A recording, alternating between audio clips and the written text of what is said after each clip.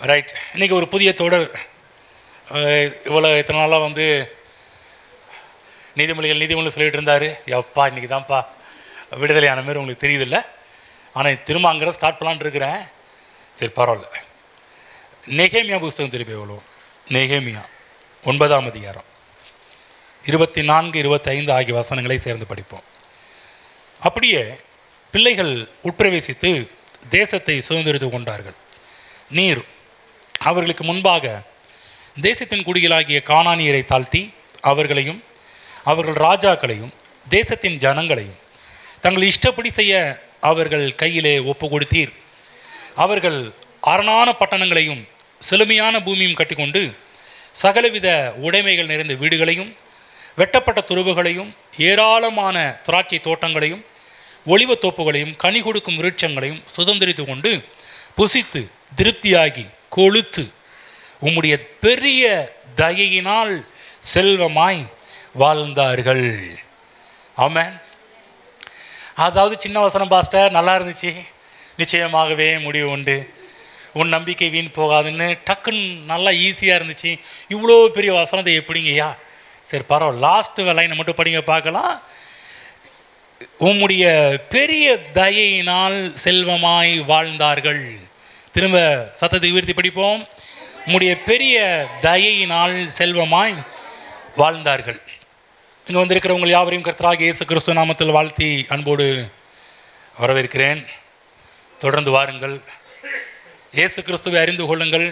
இயேசு கிறிஸ்துவை அறிந்து கொள்ள வாழ்க்கையில் பிரச்சனைகள் மாறுவதை பார்ப்பீர்கள், சமாதானம் உண்டாவதை பார்ப்பீர்கள், வெற்றி அடைவதை பார்ப்பீர்கள், நல்வாழ்வு உண்டாவதை நீங்கள் பார்ப்பீர்கள்.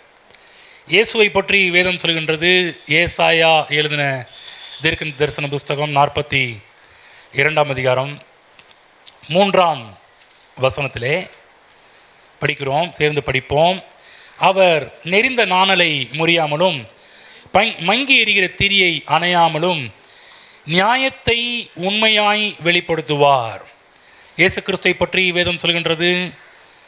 அது மட்டுமல்ல, அடுத்த வசனம் படிக்கின்றோம். அவர் நியாயத்தை பூமியை நிலைப்படுத்த மட்டும் இளங்கரிப்பதும் இல்லை, பதறுவதும் இல்லை. அவருடைய வேதத்துக்கு தீவுகள் காத்திருக்கும்.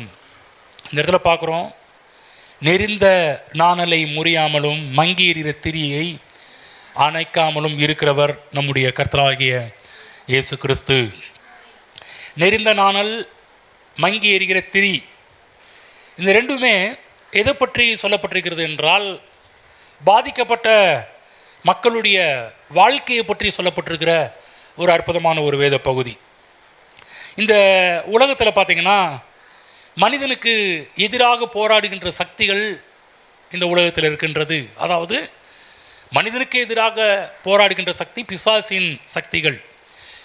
பிசாசின் சக்திகள் இந்த உலகத்தில் மனிதனுக்கு பாவத்தையும் வியாதியையும் அடிமைத்தனத்தையும் தரித்திரத்தையும் சாபத்தையும் பல்வேறு விதமான வியாதிகளையும் மக்களை நொறுக்குகின்ற காரியத்தையும் மக்களை உருக்குலைக்கின்ற காரியத்தையும் பிசாசின் சக்திகள் மக்களுக்கு செய்து கொண்டிருக்கிறது. இதனால் மக்கள் எப்படிப்பட்டவர்களாக இருக்கிறார்கள் என்று சொன்னால், நெறிந்த நாணலை போல இருக்கிறார்கள். பொதுவாக சொல்லப்போனாலே நாணல் என்று சொன்னாலே பார்க்குறதுக்கு மூங்கி குச்சி மாதிரி தான் இருக்கும். மூங்கி பார்த்தீங்கன்னா நல்லா ஸ்ட்ராங்கான குச்சி மூங்கில். பார்க்குறதுக்கு மூங்கில் மாதிரி நம்ம ஏமாந்துருக்கூடாது, மூங்கில்னு ஏமாந்துருக்கூடாது. சின்ன வயசில் அப்படி தான் பாருங்கள். சாரு அடிக்கும்போது பரவாயில்ல, இந்த குச்சி எங்கள் ஊரில் நிறையா வளர்ந்துக்குன்னு பார்த்தா அப்புறமேல தெரிஞ்சு இது மூங்கில்ப்பா, இது நாணல் என்று சொன்னாலே அது ஒரு ஸ்ட்ராங்கான ஒரு வலுவான செடி கிடையாது. அது ஒரு பலவீனமான ஒரு செடி. அது எப்படின்னா, எந்த பக்கம் காத்தடிக்குதோ அந்த பக்கம் சாயக்கூடிய ஒரு செடி தான் நாணல். அதுவும் இந்த இடத்துல சொல்லப்பட்டிருக்கிறது. வழக்கமாகவே நாணல் என்று சொன்னாலே ஸ்ட்ராங் இல்லை, பலன் இல்லை என்று. ஆனால் இந்த இடத்துல வேதம் சொல்லுங்க, நெறிந்த நாணல் என்று சொல்லப்பட்டிருக்கிறது என்றால் கொஞ்சம் கவனித்து பார்க்கணும். ஏற்கனவே செடியே ரொம்ப பிரச்சனை. செடி பிரச்சனைனா ஒரு நோக்கத்துக்காக இந்த உலகத்தில் இருந்தாலும் அதனுடைய தன்மை, அதனுடைய ஸ்ட்ராங், அதனுடைய உறுதியெல்லாம் பார்த்திங்கன்னா நம்பகமற்ற ஒன்றாக, உறுதி இல்லாத ஒரு காரியமாக இருக்கின்றது. இன்றைக்கி அநேக நேரத்தில் பார்த்தீங்கன்னா நெறிந்த நாள் என்று சொன்னால் அவ்வளோ கதை முடிஞ்சிருச்சு சொல்கிறாங்களே, லாஸ்ட்டு கடைசி கட்டம், அவ்வளோதான். நல்லா இருக்கிற நாணலை வச்சு ஒரு சில காரியம் பண்ணாலும் இந்த நெருந்த நாணல் வச்சு மக்கள் பண்ணுறது ரொம்ப ஏதாவது ஒரு காரியம் செய்ய முடியாது. மூங்கிலாக இருந்தால் கூட ஏதாவது வேறு ஏதாவது காரியத்தை பண்ணலாம். இந்த நெறிந்த நாணலில் ஒன்றுமே பண்ண முடியாது. இது எதை காமிக்குதுன்னா, மனிதனுடைய நிலைமை அந்த கடைசி ஸ்டேஜ், ஒன்றும் செய்ய முடியாத ஒரு நிலைமை, அவ்வளவுதான் என்று இருக்கிற நிலைமை. இப்படி தான் அநேக மக்கள் இந்த உலகத்தில் வாழ்ந்து கொண்டிருக்கிறார்கள். சிலர் மக்கள்லாம் சாவின் விளிம்புக்கே போயிட்டு வராங்க. அப்படிப்பட்ட மக்கள்லாம் இருக்கிறாங்க, கடைசி ஸ்டேஜுக்கெல்லாம் போயிட்டு வந்திருக்கிறாங்க. இப்படிப்பட்ட வாழ்வை, சாவின் விளிம்புக்கு இருக்கின்ற ஒரு வாழ்வை ஆண்டவராக இயேசு கிறிஸ்து ஆட்கொண்டு அதை பலப்படுத்தி அந்த வாழ்க்கையை வெற்றிகரமாக வாழ்க்கையாக கொண்டு போவது தேவனுடைய திட்டமாக இருக்கின்றது. தேவன் அதை செய்கின்றவராக இருக்கிறார். நெருந்த நாணல் என்று சொல்லக்கூடியது கடைசி ஸ்டேஜ், அவ்வளவுதான் என்று இருக்கிற நிலைமையும் கர்த்தர் இயேசுவால் அந்த வாழ்க்கையை அவரால் மாற்ற முடியும். ஒருவேளை உங்கள் வாழ்க்கை கூட அப்படிப்பட்ட காரியத்தில் இருக்கலாம், அவ்வளவுதான் என்ற நிலைமையில் இருக்கலாம். இனிமேல் வாழ்வை இல்லை, இனிமேல் துவக்கம் கிடையாது, அவ்வளோதான், முடிஞ்சிச்சு, எல்லாம் முடிஞ்சிச்சுன்னு நினைக்கலாம். கர்த்தராக இயேசு கிறிஸ்து அப்படிப்பட்ட வாழ்க்கையை திரும்ப புதுப்பித்து தருகின்றவராக இருக்கிறார். இரண்டாவது, மங்கி எறிகிற திரி. இது தெருவிளக்கு மாதிரி இருக்காது, அதை விட ரொம்ப குறைவாக அதாவது டம்மி, அதாவது டியூப், இந்த ஜீரோ வாட்ஸ் சொல்லுவாங்களா, அது கூட கிடையாது. மங்கிதான் கடைசியில் அப்படியே சிலதெல்லாம் உயிர் ஊசல்னால் சொல்கிறாங்களே, இன்னும் ஒரு செகண்ட் 2 செகண்ட் கவுண்டிங் போயிட்டே இருக்கும் பாருங்க, டக் டக் டக்குன்னு லாஸ்ட்டில் அந்த முடிகிற அந்த ஸ்டேஜ். மங்கி இருந்தால் அது பார்க்க ஒரு பரிதாபமான ஒரு நிலை, பரிதாபமான ஒரு காரியம். அனைவருடைய வாழ்க்கை கூட இந்த மங்கி இருக்கிற திரியை போல பரிதாபப்படுகின்ற நிலைமையில தான் இன்றைக்கு மக்கள் வாழ்ந்து கொண்டிருக்கிறார்கள். அப்படிப்பட்ட மக்களை கூட கர்த்தராகிய இயேசு கிறிஸ்து ஆட்கொண்டு அவர்களை மீண்டும் எரிந்து பிரகாசிக்கக்கூடிய ஒரு விளக்காக தேவன் மாற்றுகிறார். ஆமென்.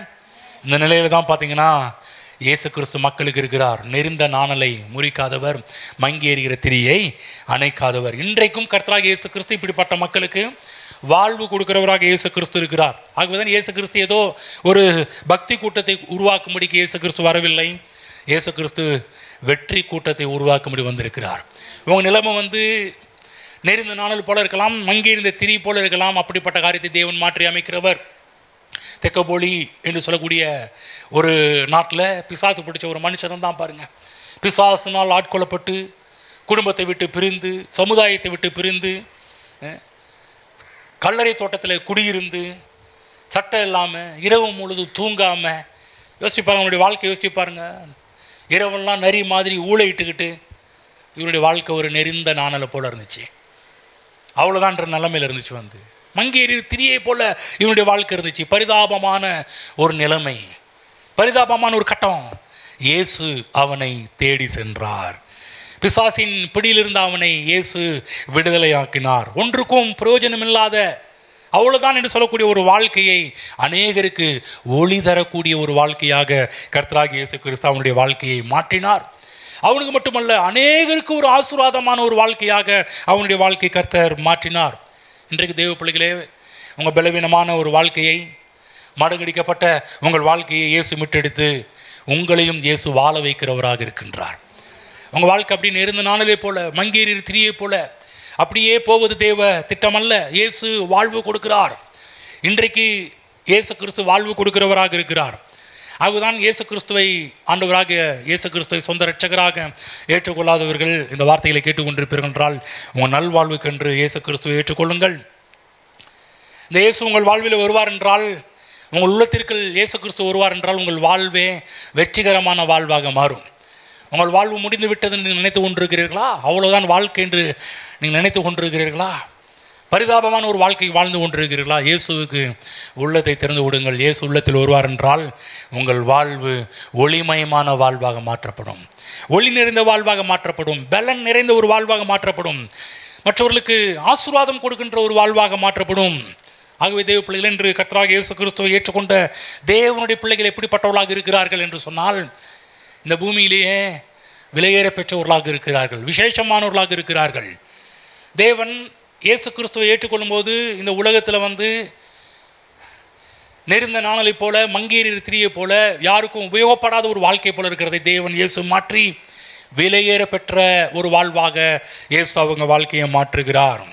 ஆகவே ஆண்டவராக இயேசு கிறிஸ்து ஏற்றுக்கொண்ட ஒவ்வொரு பிள்ளைகளுக்கும் தேவன் ஒளிமயமான நல்ல எதிர்காலத்தை வைத்திருக்கிறார். ஆகவே வேதம் சொல்கின்றது, நிச்சயமாகவே முடிவு உண்டு, உன் நம்பிக்கை வீண் போகாது, உன் எதிர்பார்ப்பு வீண் போகாது. நீ எந்த காரியத்தை எதிர்பார்த்து வந்தீர்களோ அது ஒரு நாளும் வீண் போகாது. கர்த்தர் நல்ல எதிர்காலத்தை வைத்து கொண்டுதான் இன்றைக்கு என்னையும் உங்களையும் கர்த்தர் அழைத்திருக்கிறார். இயேசு கிறிஸ்து ஏற்றுக்கொண்டவர்கள் இந்த பூமியில் நல்ல எதிர்காலத்தை உடையவர்களாக வாழ வேண்டும் என்பது தெய்வ திட்டமாக இருக்கிறது. ஆகவேதான் வேதம் சொல்கின்றது, நீங்கள் எதிர்பார்த்துக்கும் முடிவை உங்களுக்கு கொடுக்கும்படிக்கு நான் உங்கள் பேரில் நினைத்திருக்கிற நினைவுகளை அறிவேன் என்று ஒரு தேவனாய கர்த்தர் சொல்கிறார். அது தீமைக்கல்ல, சமாதானத்துக்கு ஏதுவான நினைவுகளே, நல்ல நினைவுகளே. எதிர்காலத்திற்கென்று தேவன் நம்மை அழைத்திருக்கின்றார். நல்ல நினைவுகளை தேவன் நம்முடைய வாழ்வில் வைத்திருக்கிறார். இங்கே இருக்கிற நம் எல்லாருடைய வாழ்விலும் கர்த்தராகிய தேவன் நல்ல நினைவுகளை வைத்திருக்கிறார், நல்ல எதிர்காலத்தை வைத்திருக்கிறார், ஒளிமயமான எதிர்காலத்தை கர்த்தர் வைத்திருக்கிறார். உலகத்தில் இருக்கிற எல்லாரையும் கர்த்தராகிய இயேசு கிறிஸ்து நேசிக்கிறார். ஆனால் அவருக்கு சொந்தமான பிள்ளைகள் என்று வரும்போது அவர்களை அதிகமாக நேசிக்கிறார். இயேசு கிறிஸ்துவை ஏற்றுக்கொண்டவர்கள் உலகத்தில் இருக்கிற எல்லாரையும் நேசிக்கிறார். ஆனால் அவர் ஏற்றுக்கொண்ட அவருடைய பிள்ளைகளை ஒரு படி மேலே போய் அதிகமாக நேசிக்கிறார். பாருங்க, நான் எல்லாரையும் தான் நேசிக்கிறேன், ஆனால் என் மனைவி என்று வரும்போது ஒரு படி அதிகமாக இருக்கும். என் பிள்ளைகள் என்று வரும்போது எல்லாரையும் தான் நேசிக்கிறேன், என் பிள்ளைகள் என்று வரும்போது கொஞ்சம் ஒரு படி மேலே தான் போகும். நான் மட்டும் இல்லை, நான் மட்டுத்துக்கு விதிவேலை கிடையாது. இங்கே உட்கார்ந்துருக்கிற அந்த வார்த்தையை கேட்டுக்கொண்டிருக்கிற எல்லாருமே அப்படி தான். எல்லாரையும் நேசிப்போம். தன்னுடைய குடும்பம், தன்னுடைய கணவன், தன்னுடைய மனைவி, தன்னுடைய பிள்ளைகள், தன்னுடைய பெற்றோர்கள் என்று வரும்போது மற்றவர்களை காட்டிலும் ஒரு படி மேலே போய் தான் நேசிப்பார்கள். அதே போல தான் கர்த்தராகிய தேவன் கூட நம்மையும் அந்த அளவுக்கு நேசிக்கிறார். ஆமென். நாம் அவருடைய பிள்ளைகளாக இருக்கின்றோம். அநேக மக்களுக்கு இது புரியாததுனால தான் மக்கள் சொல்கிறாங்க, நான் ஒன்றும் இல்லாதவன் பிரதர், நான் குப்பை, நான் தூசி, நான் புழு, நான் அற்ப புழு. புழுவில் என்னென்ன வகைகளாக இருக்குமோ அதெல்லாம் நம்ம கிறிஸ்தவ மக்கள் மத்தியில் அதிகமாக ஜெபம் பண்ணும்போது அந்த புழு வகைகளை டிஸ்கவரி சேனலில் போய் பார்க்க வேண்டிய அவசியமே கிடையாது. நம்ம மக்கள் ஜெபம் பண்ணும்போதே அந்த புழு, குப்பை, தூசி இதெல்லாம் அழகாக மாடிஃபை பண்ணி, அதெல்லாம் அப்டேட் பண்ணி அழகாக பேசுகிறது, அழகாக ஜெபம் பண்ணுறதெல்லாம் நம்ம பார்க்க ஆரம்பிப்போம். தேவ பிள்ளைகளே நல்லா புரிஞ்சுங்க, நம்ம ஒன்றுமில்லாதவர் என்று கிடையாது. அவருடைய பிள்ளைகள். நமக்கு நல்ல எதிர்காலத்தை நம்ம அப்பா வைத்திருக்கிறாரு. அதுதான் மக்கள் பாருங்கள், ஏன் இப்படி சொல்கிறீங்க, ஏங்க உங்களை குப்பை, தூசி, புழு, அற்ப புழு என்று சொல்கிறீங்கன்னு அவங்கள பார்த்து கேட்டால் அவங்க சொல்கிற ஒரு காரியம் என்னென்னா, ஏங்க கர்த்தருக்கு முன்னாடி தாழ்மையாக இருக்க வேண்டாமா? அவங்க இதெல்லாம் ஏன் இப்படி சொல்கிறீங்க? ஜெபத்திலேயே எப்படி பயன்படுத்துறீங்க? எவ்வளவோ நல்ல நல்ல வார்த்தைகள் இருக்குல்ல, தேவன் நம்ம எப்படி வச்சிருக்கிறார், அதெல்லாம் நீங்கள் பேசலாம்ல, எதுக்கு தான் பேசுகிறீங்க? இல்லைங்க, இப்படிலாம் பேசினாதான் தேவனுக்கு முன்னாடி தாழ்மையாக நம்ம காமிக்கணும் இல்லையா? நான் சொல்கிறது தாழ்மை கிடையாது, அது அறிவீனம், அது முட்டாள்தனம். அநேக நேரத்தில் மக்கள் எது தாழ்மை, எது தாழ்மை இல்லை, எது தாழ்மை என்பதை மக்கள் புரியாமல் இருக்கிறார்கள். தாழ்மை என்பது என்ன? தேவன் நம்மை குறித்து என்ன சொல்லியிருக்கிறாரோ அதை வேதத்திலிருந்து கண்டுபிடித்து அதை நம்முடைய எண்ணமாக்கி அதை சிந்திப்பது தான் உண்மையான தாழ்மை. நன்றாக புரிந்து கொள்ள வேண்டும். வேதத்தில் சொல்லாத ஒன்றை எடுத்து நம்முடைய எண்ணமாக்கி அதை சிந்தித்து கொண்டிருப்பது தாழ்மை கிடையாது. தேவன் வேதத்தில் என்னை குறித்து என்ன சொல்லி வைத்திருக்கிறார் அதை கண்டுபிடிக்கணும், அதை தேடணும், அதை தேடி இப்போ சொல்லணும், எஸ் ஆண்டவர் என்னை இப்படி வச்சிருக்கிறார் என்று சொல்கிறது தான் உண்மையான ஒரு தாழ்மை. அநேக மக்கள், தேவ மக்கள் சத்தியத்துக்கு எதிராக மக்கள் போய் கொண்டிருக்கிறார்கள். நான் சொல்கிறேன், சத்தியத்துக்கு எதிராக போகும்போது அவங்களுக்கு வாழ்வு இல்லை. சத்தியத்துக்கு எதிராக போகும்போது தேவன் சொல்லாத ஒன்றை நம்ம யோசிப்போம் என்றால், அது பேசுவோம் என்றால் அது நம்முடைய ஆவிக்குரிய வாழ்வை கெடுத்துவிடும். இன்றைக்கி அநேக கிறிஸ்தவங்க அப்படி தான், தேவன் வேதத்தில் சொல்லாத ஒன்றை பிடித்து கொண்டு நாங்கள் குப்பைங்க, நான் தூசி, நான் புழு, அற்ப புழு, இப்படிலாம் பேசி பேசி பேசி அவங்க வாழ்வை கெடுத்து கொண்டிருக்கிறார்கள். கர்த்தர் நம்மை விசேஷமானவர்களாக எண்ணுகிறார். பக்கத்தில் சொல்ல, நீங்கள் விசேஷமானவன், நீங்கள் விலையேற பெற்றவர்கள். ஆமென். பக்கத்தில் நல்லா சொல்லுங்க, நீங்கள் விலையேற பெற்றவர்கள். எல்லாரும் சொல்லுங்கள், நான் தேவனுடைய பிள்ளை, இந்த பூமியிலேயே தேவனுக்கு விலையேற பெற்றவன். ஆமென். சங்கீதம் 82 போவோம், முதல் வசனத்தை படிப்போம். சங்கீதம் 82 முதல் வசனம். நம்ம எப்படி விலையேற பெற்றவராக மாற்றிருக்கிறார், எந்த அளவுக்கு, எந்த விதத்தில் என்பதை பற்றி சற்று நாம் பார்ப்போம். பார்த்துவிட்டு செய்திக்குள் உள்ள போவோம். தேவ சபையிலே தேவன் எழுந்தருளி இருக்கிறார். தேவ சபையிலே தேவன் எழுந்தருளி இருக்கிறார். தேவ சபை என்றால் என்ன? இதுதான் தேவ சபை. தேவ சபையிலே தேவன் எழுந்தருளி இருக்கிறார். தேவர்களின் நடுவிலே அவர் நியாயம் விசாரிக்கிறார். தேவர்களின் நடுவிலே அவர் நியாயம். தேவ சபை இரண்டாவது சொல்லப்படும் தேவர்கள் நடுவில். யாருங்க அந்த தேவர்கள்? யார் அந்த தேவர்? ஒருவேளை தெற்கு மாவட்டத்தில், சிவகங்கை மாவட்டத்தில் பக்கத்தில் இருக்கிற அந்த இனங்களா? தேவர் கூட்டமா? நம்ம தேவர் ஜாதி அதை பற்றி சொல்லப்பட்டிருக்குதா? இல்லை இல்லை இல்லை, நீங்களும் நானும் தான் தேவர்கள். சொல்லுங்க தேவர்கள், சொல்லுங்க தேவர்கள், சொல்லுங்க தேவர்களே. எல்லாரும் சொல்லுங்க நாங்கள் தேவர்கள். ஆமென். பாருங்க, தேவ சபையிலே நம் நடுவிலே தேவன் நியாயம் விசாரிக்கிறவராக இருக்கிறார். 6ஆம் வசனம் சொல்கின்றது, படிங்க. நீங்கள் தேவர்கள் என்றும் நீங்கள் எல்லாரும் உன்னதமானவரின் மக்கள் என்றும் நான் சொல்லி இருந்தேன். பாருங்க, முதல் வசனம் சொல்லும்போது அதை இடிச்சிச்சு. என்னங்க நாங்கள் தேவர்களா? எங்களை போய் சொல்றீங்களே, என்ன ஒரு அப்பட்டமான ஒரு காரியத்தை சொல்றீங்களே, தப்பான ஒரு காரியத்தை பேசுறீங்களே நீங்க நினைச்சிருக்கலாம். ஆகவேதான் இப்படி நீங்க யோசிப்பீங்கன்னு நினைச்சுதான் 6வது வசனம் சொல்லிட்டாரு, நீங்கள் தேவர்கள் என்றும். எங்க நான் சொல்லல, சங்கீதக்காரன் சொல்றாரு, நம்மளை பார்த்து சொல்றாரு, நாம் என்னை உங்களை பார்த்து சொல்றாரா? நானும் நீங்களும் யாரா? நீங்கள் தேவர்கள். வரமாட்டேனுது பக்கம் சொல்ல. நீங்கள் தேவர்கள். புழுவா, தூசியா, குப்பையா, இல்ல அற்ப புழுவா?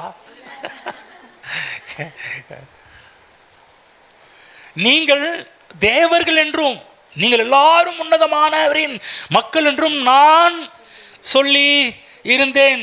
இஸ்ரேல் மக்களை பார்த்து தேவன் சொல்றாரு, நீங்கள் தேவர்கள் என்று. அன்றைக்கு தேவன் இஸ்ரேல் மக்களை பார்த்து எப்படிப்பட்ட ஒரு வார்த்தையை சொல்றாரு பாருங்க. ஆனால் இந்த இஸ்ரேல் மக்கள் தங்களை தேவர்களாக எண்ணவில்லை, அது ஏற்றுக்கொள்ளவில்லை. பக்திமான்களாக நிறைய பேர் இருந்தாங்க. ஏராளமான இஸ்ரவேல் மக்கள் பக்திமான்களாக இருந்தார்கள். ஆனால் கர்த்தர் தங்களை அவருடைய சாயலில் தன்மையில் வைத்திருக்கிறார், அவருடைய பிள்ளைகளாக வைத்திருக்கிறார் என்பதை புரியாமல் போய்விட்டார்கள். அநேக நேரத்தில் தீர்க்கர்கள் வந்தார்கள், தீர்க்கதரிசிகள் வந்தார்கள். அவர்கள் இஸ்ரவேல் மக்களை பார்த்து சொன்னாங்க, இஸ்ரவேலே நீ என் தாசன், நான் உன்னை வெறுத்து விடவில்லை. நீ என் தாசன். தாசன் என்றால் என்ன? பிள்ளை. நீ என் பிள்ளைப்பா. இஸ்ரேல் மக்கள்கிட்ட அடிக்கடி தேவன் நினைப்புட்டு இருந்தார், நான் உன் தேவன், நான் உன் தேவன், நானே உன் தேவன். இந்த மாதிரிலாம் அடிக்கடி நானே உன் தேவன், நானே உன் தேவன், நானே உன் தேவன் என்றாம் அடிக்கடி இஸ்ரேல் மக்களை பார்த்து பார்த்து சொல்லிட்டு இருந்தாரு. சொன்னது மட்டும், நீ என் தாசன், நீ என் பிள்ளை. கவனிங்க, தேவன் அவர் தேவனாக இருந்தால் நாம் எப்படிப்பட்டவர்களாக இருப்போம்? நம்முடைய அப்பா பிதா தேவனாக இருந்தால் அவருடைய பிள்ளைகளாக நாம் தேவர்களாக தான் இருக்க முடியும். ஆமென். அநேக நேரத்தில் மக்கள் நம்ப மாட்டேன்றாங்க. நீங்கள் தேவர்கள் என்று சொன்னால் ஒத்துக்க மாட்டேன்றாங்க. இன்னங்க இவங்க கள்ளோபதேசக்காரங்களாக இருக்கிறாங்க. இந்த தேவர்கள் என்று சொன்னாலே நம்மளை பிடிச்சி கள்ளோபதேசக்காரங்கன்றாங்க. பைபிளில் போட்டிருக்குதுன்றதை பார்க்க மாட்டாங்க. நல்லா கவனிக்கணும், இது பாஸ்டர் லியோ ஆண்டனியுடைய டீச்சிங் கிடையாது. இது வேதத்தில் சங்கீத புத்தகம் 82 சொல்லப்பட்ட ஒரு வார்த்தை. அது மட்டுமல்ல, வேதத்தில் அநேக இடத்துல தேவன் நீ என் தாசன் என்று சொன்னதை பார்க்கிறோம். நாம் தேவனுடைய பிள்ளைகள் என்று சொல்லப்பட்டதெல்லாம் வேதத்தில் அடிக்கடி நாம் பார்த்துருக்கின்றோம். உலகத்தில் பொதுவாக பார்த்தீங்கன்னா, உலகத்தில் ஒரு காரியம் சொல்லுவாங்க, புலிக்கு பிறந்தது. ஏங்க நீங்கள் தானே சொன்னீங்க? யாருங்க சொன்னது? யாருங்க சொன்னது? யாருங்க சொன்னது புலிக்கு பிறந்து பூனையாகுமான்னு? எல்லாமே தான் சொன்னீங்களா? உண்மை தானே? எங்க புலிக்கு பிறந்தது தப்பிக்கிறாங்க பாருங்க. ஜென்ஸ் கூட்டம்ல எல்லா இடத்துலையும் தப்பிக்க பார்க்குறீங்க. நம்ம லேடிஸ் கூட நாங்கள் வந்தாலும் பார்த்துக்கலாங்கய்யா, எங்கள் வீட்டுக்காரையே சமாளிக்கிறோம், உங்களை சமாளிக்க மாட்டோமா அப்படின்ற மாதிரி தான். கவனிங்க, உலகத்தில் சொல்லுவாங்க புலிக்கு பிறந்தது பூனையாகுமா, பூனைக்கு பிறந்தது புலியாகுமா, சிங்கத்துக்கு நான் சொல்கிறேன் புலிக்கு பிறந்தால் அது புலிக்குட்டி, பூனைக்கு பிறந்தால் அது பூனைக்குட்டி, சிங்கத்துக்கு பிறந்தால் சிங்கக்குட்டி, தேவனுக்கு பிறந்தால் தேவக்குட்டி. நீங்களாம் தேவக்குட்டி, தேவ பிள்ளைகள். ஆமென். குட்டி தேவர்கள், குட்டி பிள்ளைங்க, தேவனுடைய குட்டி குட்டி பிள்ளைங்க, தேவனுடைய குட்டி பிள்ளைங்க, தேவனுடைய பிள்ளைகள். மாற்றமே இல்லை. ஆனால் இஸ்ரேல் மக்கள் இதை ஏற்றுக்கொள்ள மறுத்தார்கள்.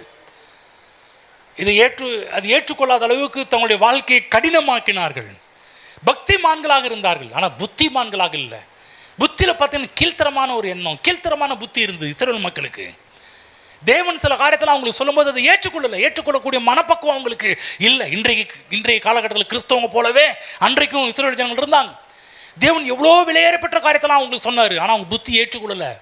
இன்றைக்கி நம்ம அன்றைக்கே விதண்டாவாதம் பிடிச்ச ஆட்கள் இருந்த மாதிரி இன்றைக்கு சில விதண்டாவாதம் பிடிச்ச ஆட்கள் இது என்ன இப்படி சொல்கிறாரு, ஏன் நான் என்ன பைபிளிலேருந்து எடுத்து காமிக்கிறேன், ஏன் சொந்த கருத்தையாக சொல்லிட்டு இருக்கிறேன்.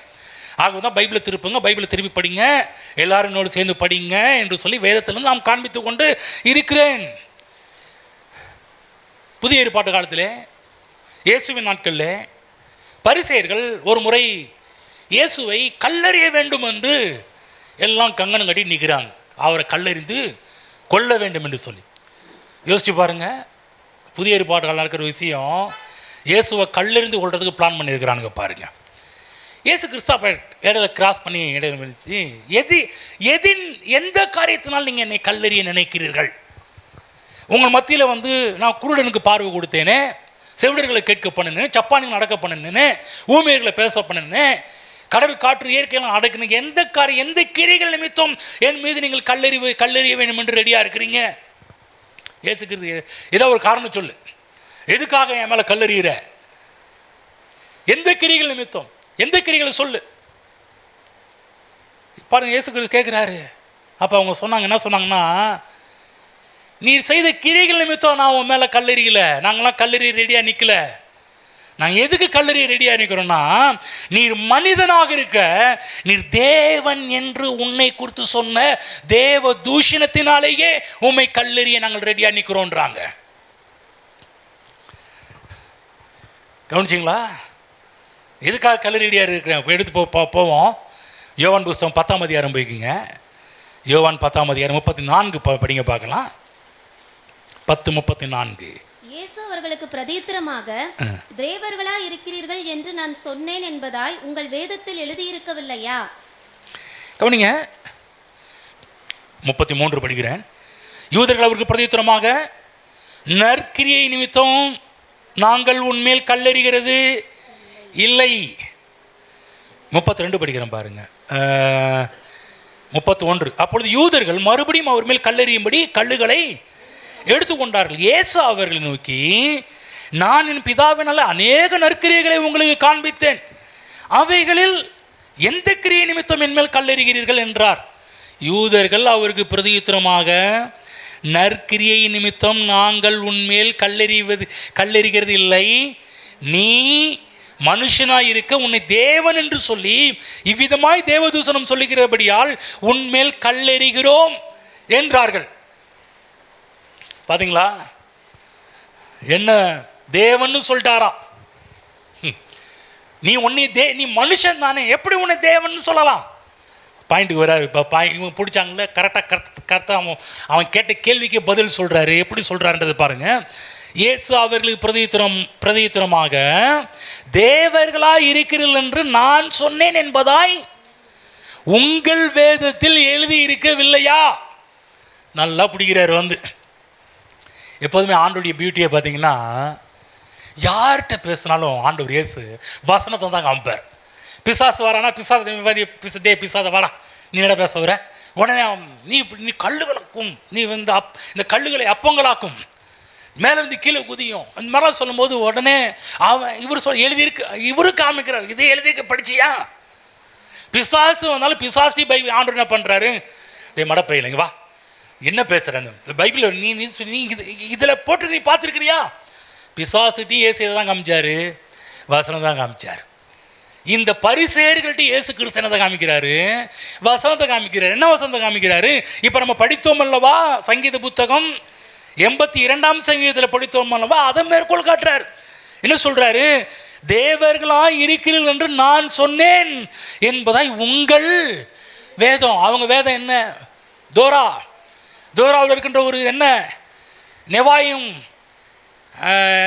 கெட்டூபியும், இதில் சொல்லப்பட்ட ஒரு காரியத்தை எடுத்து பேசுகிறார். இந்த சங்கீத புத்தகங்களில் சொல்லப்பட்ட ஒரு காரியம் அவங்க வேதமாக அதை பார்த்தாங்க.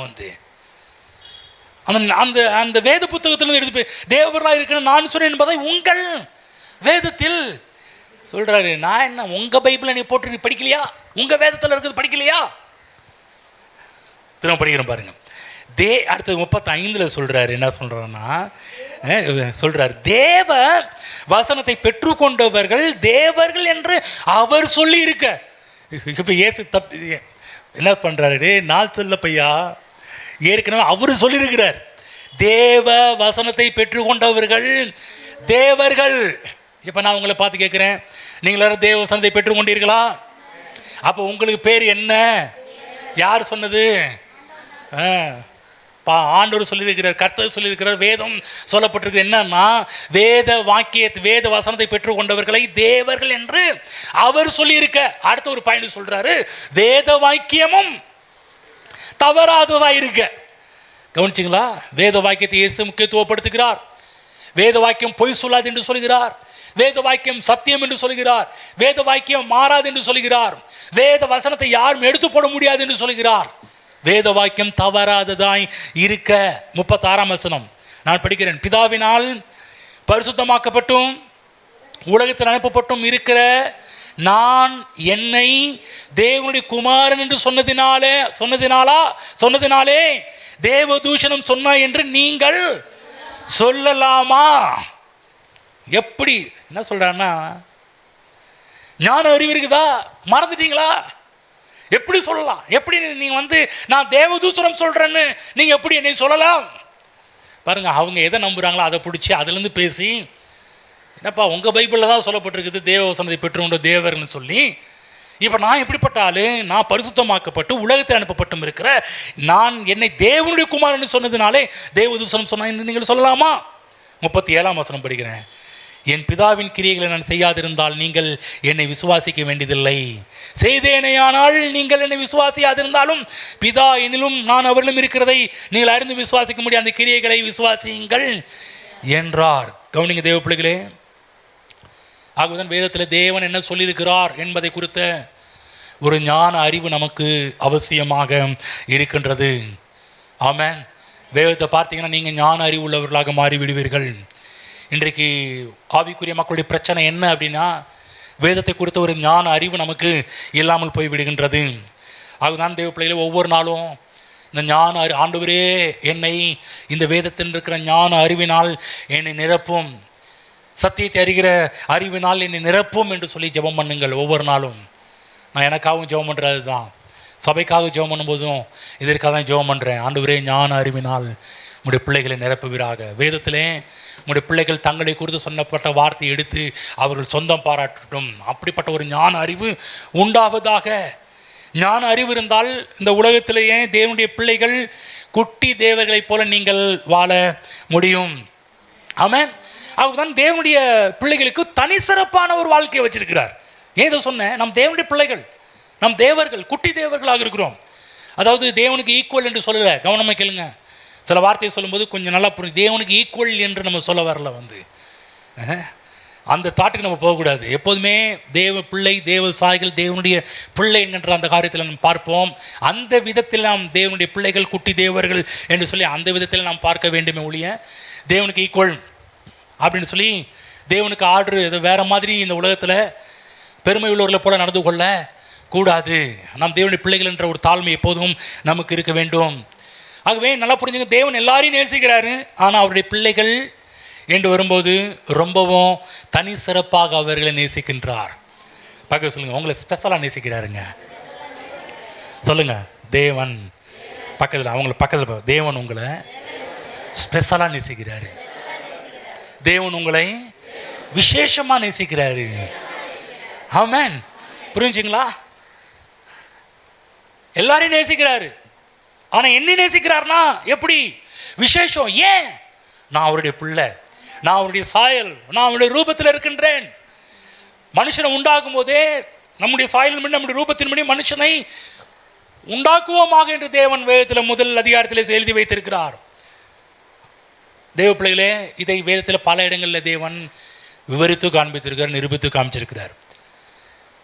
ஒரு முறை வேதத்தில் லூக்கா புஸ்தகத்தில் கெட்ட குமாரன் என்று சொல்லக்கூடிய ஒரு கதை வரும்போது அந்த கதையிலே தகப்பன் அவ்வளவு அன்பானவர் என்பதை பற்றி போடப்பட்டிருக்கு. அந்த கதையில பைபிள் போடப்பட்டிருக்குது, வேலைக்காரர்களுக்கு பூர்த்தியான சாப்பாடு கொடுத்தான். வேலைக்காரங்களை நேசிக்கிறாரு பாருங்க. வேலைக்காரன் நேசிக்கிற நல்ல ஒரு தகப்பன், நல்ல ஒரு முதலாளி.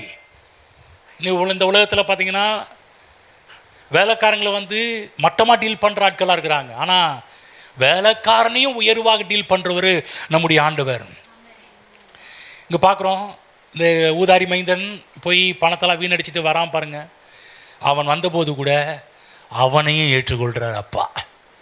என்ன அப்பா பாருங்க. ஒருவேளை நீங்கள் இங்கே தவறு செய்து உங்களை ஏற்றுக்கொள்கிறார், மன்னிக்கிறார். உயர்ந்த வஸ்திரத்தை திரும்ப அவனுக்கு கொடுக்குறாரு, மோதிரத்தை கொடுக்குறாரு, பாதரட்சியை கொடுக்குறாரு, கொளுத்து கன்ற அவன் அடிக்கிறாரு. அப்பா அவனுடைய மனதில் இருந்ததெல்லாம் அவர் மனம் ஃபுல்லாகவே இதுதான், பிள்ளைகளுக்கு எப்படியாவது கொடுக்கணும்.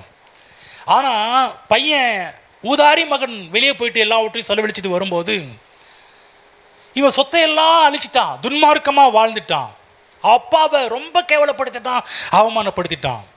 ஆனால் லாஸ்ட் நேரத்தில் செலவழித்த பிற்பாடு அங்கேருந்து யோசிக்கிறான், அப்பா வீட்டில் எல்லாருக்கும் வேலைக்காரங்க கூட திருப்தியாக பூர்த்தியாக அவங்களுக்கு வேண்டிய சாப்பாட்டெலாம் சாப்பிடும்போது நான் இங்கே பண்ணி தின்ற தவிட்டுக்காக ஆசைப்பட்டு இருக்கிறேன்னு சொல்லி அவன் உள்ளத்தில் பார்த்தீங்கன்னா அவளு புத்தி தெளிக்குது. அவன் புத்தி தெளிஞ்சு வீட்டுக்கு வரான் பாருங்க. அங்கே உட்காந்து யோசிக்கிறான். என்னென்ன யோசிக்கிறான், அப்பா வீட்டில் எல்லாரும் உயர்வாக சாப்பிட்றாங்க, நான் இப்படி கஷ்டப்படுறேன். இவன் உள்ளத்தில் பிளான் பண்ணுறான், சரி திரும்ப அப்பா வீட்டுக்கு போவோம். அப்பா வீட்டுக்கு போயிட்டு நம்ம அங்கே பையனாக வாழ வேண்டாம், நம்ம மற்ற இடத்துல வேலை செய்கிறத காட்டிலும் அப்பா வீட்டில் வேலை செஞ்சா நம்ம அப்பா வீட்டில் அப்பாவே கூலிக்காரனால கவனமாக கவனிக்கும் போது இந்த ஆப்பானா கூட நானும் ஒரு வேலைக்காரனாக இருந்தால் கூட எனக்கும் அப்படிப்பட்ட சாப்பாடு கிடைக்குமே. உள்ளே வரும்போதே பார்த்தீங்கன்னா இவன் புத்தி பார்த்தீங்கன்னா வேலைக்காரர்கள் ஒருவராக ஏற்றுக்கொள்ளும் அப்பாவிட்ட போய் மன்னிப்பு கேட்கணும், கூலிக்காரர்கள் ஒருவராக ஏற்றுக்கொள்ளும் அப்பா என்று சொல்லி கெஞ்சலாம் என்று வந்தான். அவன் எண்ணம்லாம் சாப்பாடு கிடைச்சா போதும், எந்த நேரத்தில் பண்ணிக்கு போடுற தவிடு கிடைக்காத நேரத்தில் தான் யோசிக்குது. அப்பாட்ட போய் சாப்பாடு கிடைச்சா போதும், சாப்பாடு கிடைச்சா போதுன்ற எண்ணத்தோட வரான் பாருங்க. கவனமாக்கிருங்க. மகனின் எண்ணங்கள், மகனுடைய எண்ணங்கள் ரொம்ப தாழ்ந்து இருக்குது. சாப்பாடு கிடைச்சா போதும் என்ற ஒரு எண்ணம். ஆனால் அப்பாவின் எண்ணங்கள் உயர்ந்து நிற்கிறது. ஆமென். கவனமாக கேளுங்க. இந்த மகன் அப்பாவின் எண்ணத்திற்கு உயர்ந்து ஏறி வருகிறான். இப்போ இந்த பையன் பார்த்தீங்கன்னா இவன் எண்ணம் கீழான எண்ணம், அப்பா இந்த பையனுடைய எண்ணத்துக்கு கீழே இறங்கி வரல. கவனமாக கேளுங்க.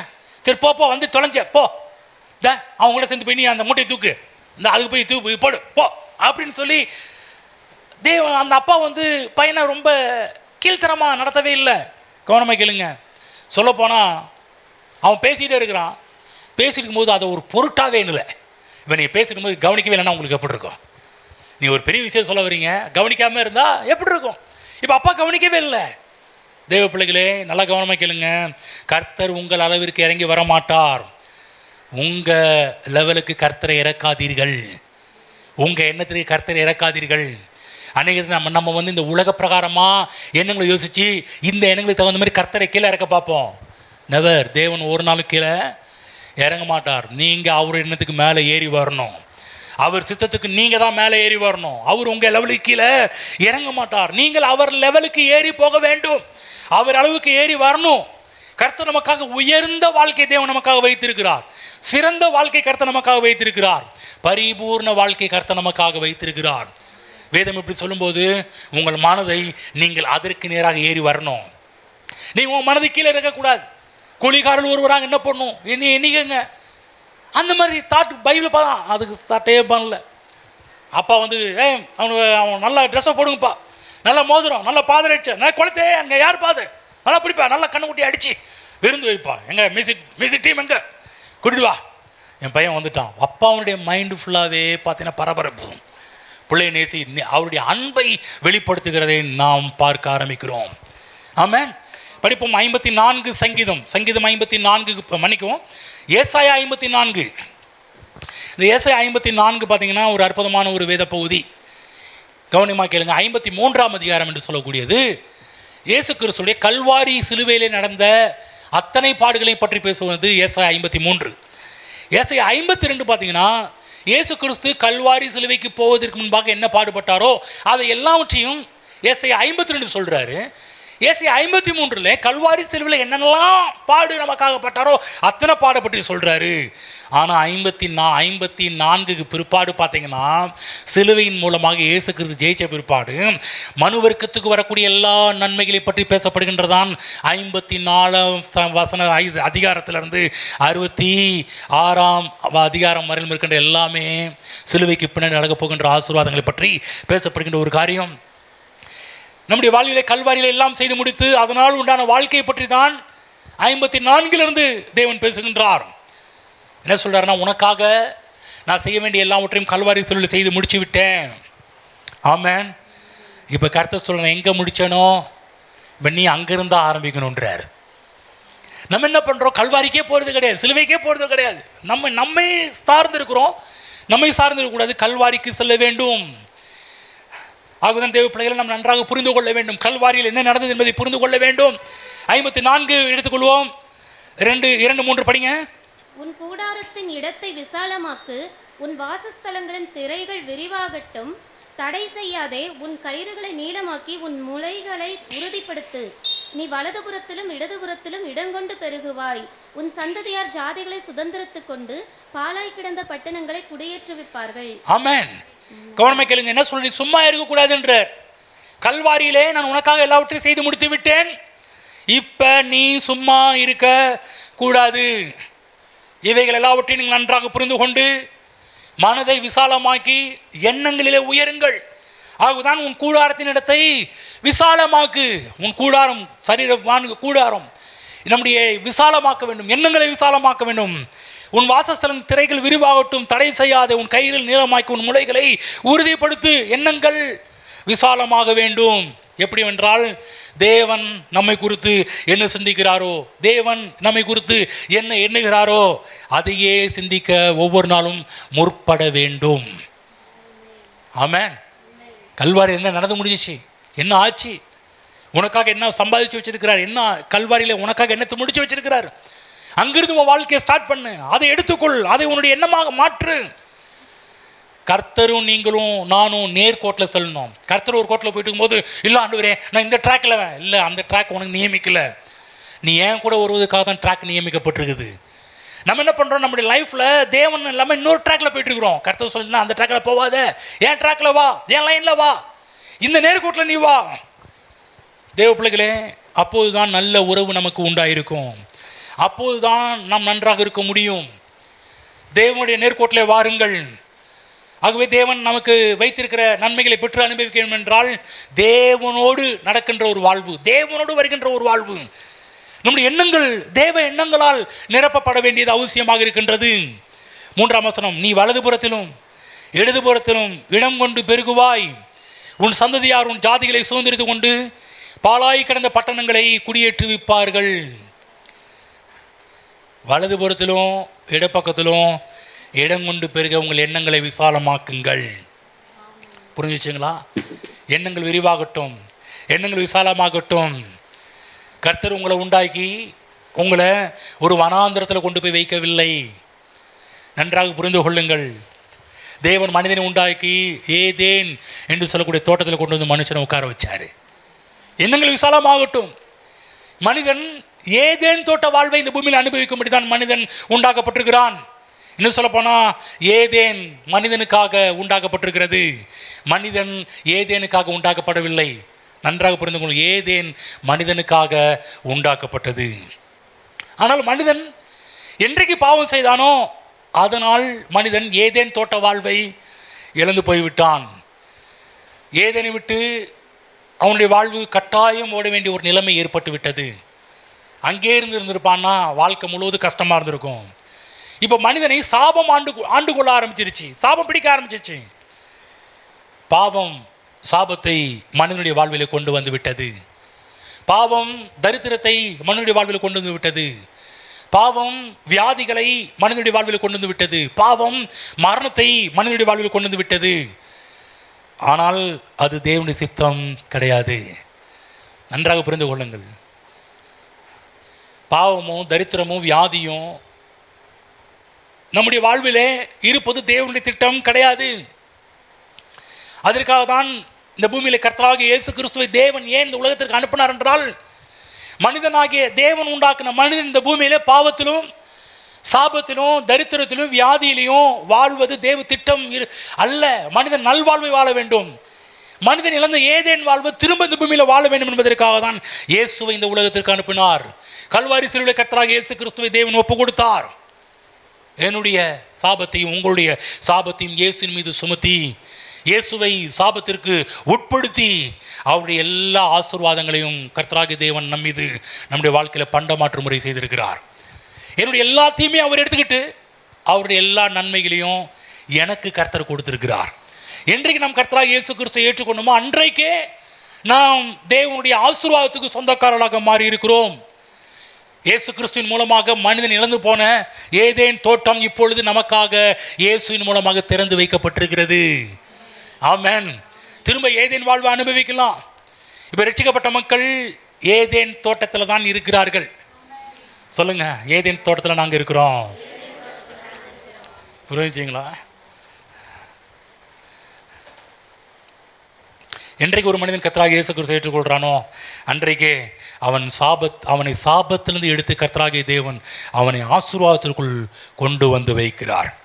இருளின் அதிகாரத்திலிருந்து நம்மை விடுதலையாக்கி தமது அன்பின் குமாரனுடைய ராஜ்யத்துக்கு உட்படுத்தினவராய் இருக்கிற பிதாவை ஸ்தோத்திரிக்கிறோம் என்று பவுல் கொலோசியரில் எழுதியிருக்கிறதை நாம் பார்க்கின்றோம். புரிஞ்சுங்களா? இன்றைக்கி நம்ம எங்கே இருக்கிறோம்? என்றைக்கு ஒருவன் இயேசு கிறிஸ்துவை ஏற்றுக்கொண்டானோ அன்றைக்கு இருளின் பிசாசின் அதிகாரத்திலிருந்து நம்மை விடுதலையாக்கி தமது அன்பின் குமாரனாகிய இயேசு கிறிஸ்துவனுடைய ராஜ்யத்துக்குள் நம்மை உட்படுத்தியிருக்கிறார். வனாந்திரமான ஒரு இடத்துலேருந்து எடுத்து ஏதேன் தோட்ட வாழ்வுக்குள்ளாக தேவன் நம்மை கொண்டு வந்திருக்கிறார். ஆகுதான் தேவ பிள்ளைகள் நல்லா புரிஞ்சுக்கணும். ரட்சிக்கப்பட்ட மக்கள் இன்றைக்கு எங்கே இருக்கிறாங்க? ஏதேன் தோட்டத்தில் இருக்கிறாங்க. சொல்லுங்கள், ஏதேன். ஆமென். புரிஞ்சுங்களா? மக்கள் இது அறியாமல் இருக்கிறாங்க. இன்றைக்கி நம்ம எங்கே இருக்கிறோன்றது அவங்களுக்கு புரியாமல் இருக்குது. நீ மக்கள் இன்னைக்கு என்ன நினைக்கிறாங்க, அவங்க என்ன எப்படி இருக்குதுன்னா, சபிக்கப்பட்ட ஒரு வாழ்க்கையில் இவங்க என்ன சொல்கிறாங்கன்னா, வாழ்க்கையே பிரதர் வனாந்திர வாழ்க்கை தாங்க பிரதர். வாழ்க்கைனாலே இடுக்கம், வாழ்க்கைனாலே நெருக்கம், வாழ்க்கைனாலே கஷ்டம், வாழ்க்கைனாலே பிரச்சனை, வாழ்க்கைனால போராட்டம் தாங்க அப்படின்றாங்க. அன்றைக்கி நேரத்தில் மக்கள் சொல்கிறாங்க இதுதாங்க கிறிஸ்தவ வாழ்வுன்னு நினச்சிட்டு இருக்கிறாங்க. ஒரு அப்படியே சொல்கிறார், இப்படியே வாழ்க்கையை தள்ளிட்டு போக வேண்டியதாக இருக்குதுங்க. எப்படியே பிரச்சனையோடும் கஷ்டத்தோடும் உபத்திரத்தோடும் வியாதிகளோடும் அவங்க சொல்கிறாங்க என்ன பண்ணுறதுங்க, அவ்வளோதான், இப்படியே வாழ்க்கையை தள்ளிட்டு போகணும். நான் சொல்கிறேன் தள்ளிட்டு போக வேணாம், வண்டியில் ஏறி உட்காந்து ஜாலியாக போகலாம்.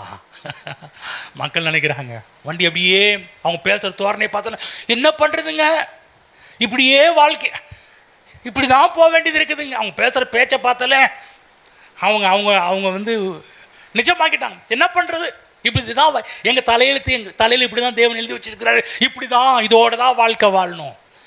கிடையாது தேவ பிள்ளைகளே.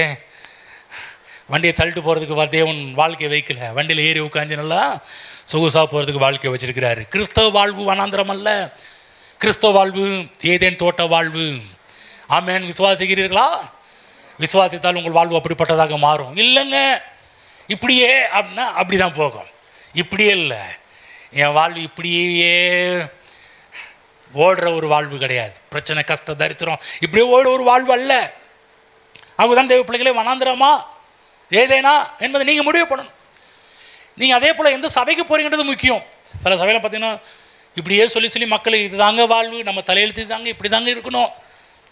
கிறிஸ்தவ வாழ்வுனாலே பாடுதான், கிறிஸ்தவ வாழ்வுனாலே உபத்திரவம் தான், கிறிஸ்தவ வாழ்வுனாலே நம்ம இதெல்லாம் அனுபவிச்சு தான் ஆகணும். கவனிங்க, கவனமாக கேளுங்க. தேவன் நீங்கள் அப்படி வாழ்வது தேவ திட்டம் அல்ல, நீங்கள் ஏதேன் தோட்ட வாழ்வது தேவ திட்டமாக இருக்கிறது. ஆகவே எந்த சர்ச்சுக்கு போகிறீங்கிறது ரொம்ப முக்கியம். எப்போ பார்த்தாலும் வனாந்திரம் இதான் வாழ்க்கைன்னு சொல்கிற இடத்துக்கு போயிட்டுருக்கீங்களா? இல்லை தேவனுடைய மனதையும் தேவனுடைய திட்டத்தையும், தேவன் நம்மை எதற்காக சிலுவைக்கு போனார், எதற்காக அடிக்கப்பட்டார், எதற்காக பாடுபட்டார், எதற்காக ரத்தம் சிந்தினார், அதை அறிந்து அதை சொந்தமாக்கி நம்முடைய மனதை விசாலமாக்கி அந்த நேர்கோட்டில் போகின்ற ஒரு சபை நல்ல ஒரு திருச்சபை. அதை விட்டுட்டு வேறு ட்ராக்கில் கூட்டிகிட்டு போகிறதெல்லாம் நல்ல திருச்சபை கிடையாது. அதுதான் இப்படிப்பட்ட சபைகளை மக்கள் தேடி நாடி ஓடி வர வேண்டும். நம்மளை கரெக்டாக கொண்டு போயிட்டுருக்குறாங்க. தப்பான ட்ராக்கில் கொண்டு போகல, தேவனோடு எங்களை நடக்க வைத்து கொண்டிருக்கிறார்கள். ஆகவே நம்ம வார்த்தையை நான் நாடுவோமானால் உங்கள் வாழ்வு ஏதேன் தோட்டமாக மாறும். அது மட்டுமல்ல, ஏதேன் தோட்ட வாழ்வு மட்டுமல்ல, கிறிஸ்தவ வாழ்வு என்று சொல்லக்கூடியது அது ஒரு கானான் தேச வாழ்வு. சொல்லுங்க, கானான். சொல்லுங்க, கானான் தேச வாழ்வு. ஆகவேதான் அந்த நெகேமியா புஸ்தகம், சரி இப்போதான் தொடுறீங்களா ஐயா அப்படின்ற மாதிரி சத்தம் கேட்குது. படிப்போம், நெகேமியா புஸ்தகம் போவோம். நம்ம படித்த அந்த வேத பகுதிக்கு திரும்புவோம். நெகேமியா புஸ்தகத்தில் அங்கு நெகேமியா சொல்கிற ஒரு காரியம்,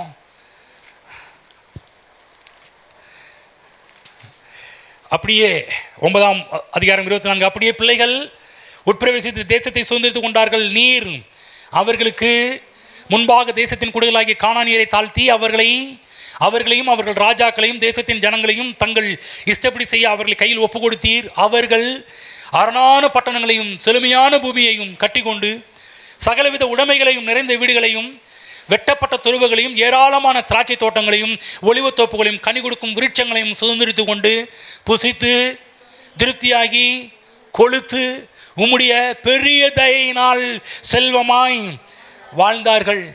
இஸ்ரவேல் ஜனங்கள் கானான் தேச வாழ்வை எப்படி வாழ்ந்தார்கள் என்று பிற்காலத்தில் அவர்கள் சந்ததியார் எழும்பி நின்று அவர்கள் எப்படி வாழ்ந்தார்கள் என்பதை பற்றி அழகாக பேசுகின்ற ஒரு பகுதி தான் இந்த பகுதி. தேவ பிள்ளைகளே, இதை பற்றி கர்த்தர் கொடுக்கின்ற விளக்கம் இது யாருமே விளக்கம் தர முடியாது. அவர் என்ன விளக்கம் கொடுக்கிறார் படிப்போம். யாத்திரை 3ஆம் அதிகாரம். பிற்காலத்தில் அவருடைய சந்ததிகள் பேசினாங்க. ஆனால் கர்த்தர் அவங்களை வெளியே கூட்டிகிட்டு வரும்போதே எப்படி கூட்டிகிட்டு வர்றாரு பாருங்க, எவ்வளவு அழகா நேர்த்தியாக அவங்களை கூட்டிகிட்டு வர்றாரு. படிப்போம் 3ஆம் அதிகாரம் 8ஆம் வசனம். அவர்களை எகிப்தியரின் கைக்கு விடுதலையாக்கவும் அவர்களை அந்த தேசத்திலிருந்து நீக்கி கானானியரும் ஏத்தியரும் எமோரியரும் பெர்சியரும் ஏவியரும் எபூசியரும் இருக்கிற இடமாகிய பாலும் தேனும் ஓடுகிற நலமும் விசாலமான தேசத்தில் கொண்டு போய் சேர்க்கவும் இறங்கினேன். கவனிங்க, சொல்ற வார்த்தை ரொம்ப அழகா பியூட்டியா இருக்குதுன்னு சொல்றாரு. கர்த்தர் பாலும் தேனும் ஓடுகிற நலமும் விசாலமுமான தேசத்தில் கொண்டு போய் சேர்க்கவும் இறங்கினேன். 4 லிட்டர் பால் கிடைக்கும், 6 லிட்டர் பால் கிடைக்கிற தேசத்துக்கு இல்லை, பாலும் தேனும் ஓடுற தேசம். சொல்லுங்க, பாலும் தேனும் நலமும் விசாலமும். ஆமென். சொல்லுவதற்கு ரொம்ப நல்லா இருக்குது. சொல்லுங்க, பாலும் தேனும் நலமும் விசாலமும். கவனமாக கேளுங்க. தேவனுடைய பிள்ளைகளுடைய வாழ்வில் தேவன் அவருடைய பிள்ளைகளுக்கு விசேஷமானது ஏதேன் தோட்டம் மட்டுமல்ல, இன்னொரு வாழ்வை கொடுக்கிறார், கானான் தேச வாழ்வு. ஆமென். நல்லா புரிஞ்சுக்கணும். இதுதான் இன்றைக்கு கிறிஸ்தவ வாழ்க்கையாக இருக்கிறது. பாலும் தேனும் சொட்டுகிற ஒரு தேசம் கிடையாது. என்ன பண்ணுறது, சொட்டு மேலே சொட்டு அப்படி வாயை திறந்து அப்படிதான்பா ஒவ்வொருத்தரா 5 சொட்டு 5 சொட்டு 10 சொட்டு அப்படி கிடையாது. பாலும் தேனும் ஓடுற தேசம், சொட்டுற தேசம் கிடையாது. சொல்லுங்க, சொட்டுகிற தேசம் இல்லை, ஓடுற தேசம். ஆமென். ஆகவே என்ன சொல்றாரு, பாலும் தேனும் ஓடுற அந்த வார்த்தை சொல்லும்போது என்ன அர்த்தம்? பரிபூர்ணம், நிரம்பி வழிகின்ற வாழ்வு. நம்மை குறித்து தேவனுடைய திட்டம் என்ன? பரிபூர்ணம், நிரம்பி வழிதல், ஓடுகிற பாலும் தேனும் ஓடுகிற தேசம். நம்முடைய வாழ்வில் எல்லா நன்மைகளும் நிரம்பி வழிய வேண்டும் என்பது தேவ திட்டம், தேவன் விரும்புகிற ஒரு காரியம். தேவனுடைய விருப்பத்தை உங்கள் விருப்பமாக மனதை விசாலமாக்குங்கள், விரிவாகட்டும், எண்ணங்களை விசாலமாக்குங்கள். எகிப்திலே மக்கள் வாழ்ந்த வாழ்க்கை பற்றாக்குறை வாழ்வு, கடினம் வேலை, அடி வாங்கி தான் வேலை செஞ்சாங்க.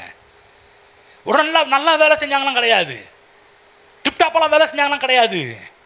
ரொம்ப அடிமாட்டு வேலை, ரொம்ப ஒரு கேவலமாக நடத்தப்பட்டாங்க. உலகத்தில் சொல்கிறாங்களே, அண்ட ஒரு குடிசை அரை வயிற்று கஞ்சின்ற மாதிரி தான் அவங்க வாழ்க்கை ஓடிட்டு இருந்துச்சு ஆனால் கர்த்தர் அவர்களை விடுதலையாக்கி, மக்கள் சொல்லுவாங்க விடுதலையாக்கினாருங்க, அப்புறம் எங்கே கொண்டு வந்தார்? வனாந்திரம் தானே கொண்டு வந்தார். அதை தாங்க நாங்கள் சொல்கிற வனாந்திர வாழ்வு அப்படின்னுவாங்க. கவனமாக கேளுங்க. பற்றாக்குறை நிலைமையிலிருந்து வனாந்திர நிலைமையை கொண்டு வந்தார். வனாந்திர நிலைமை என்பது என்ன? போதும் என்ற ஒரு நிலை. சொல்லுங்க, பற்றாக்குறை, அடுத்தது செகண்ட் போதும் என்ற ஒரு நிலை. முதல்ல இவங்க எங்க இருந்தாங்க? பற்றாக்குறையில் இருந்தாங்க. பற்றாக்குறையில் அவங்க எந்த நிலையை கொண்டு வந்தாரு? வனாந்திரத்தில் அன்றன்றுள்ள அப்பத்தை இன்று எங்களுக்கு தாரும். அன்றன்றைக்கு அப்போ, அன்றன்றைக்கு ஆகாரம் மன்னா வானத்திலிருந்து பொழிந்தரப்பட்டது. போதும் என்ற ஒரு மனநிலை. நான் சொல்கிறேன், பற்றாக்குறை மனநிலையும் தேவ சித்தம் கிடையாது, போதும் என்ற நிலையும் தேவனுடைய சித்தம் கிடையாது. ஒரு வேத பகுதி போயிட்டு வருவோம். ரோமருக்கு புஸ்தகம் 12ஆம் அதிகாரம் 2ஆம் வசனம்.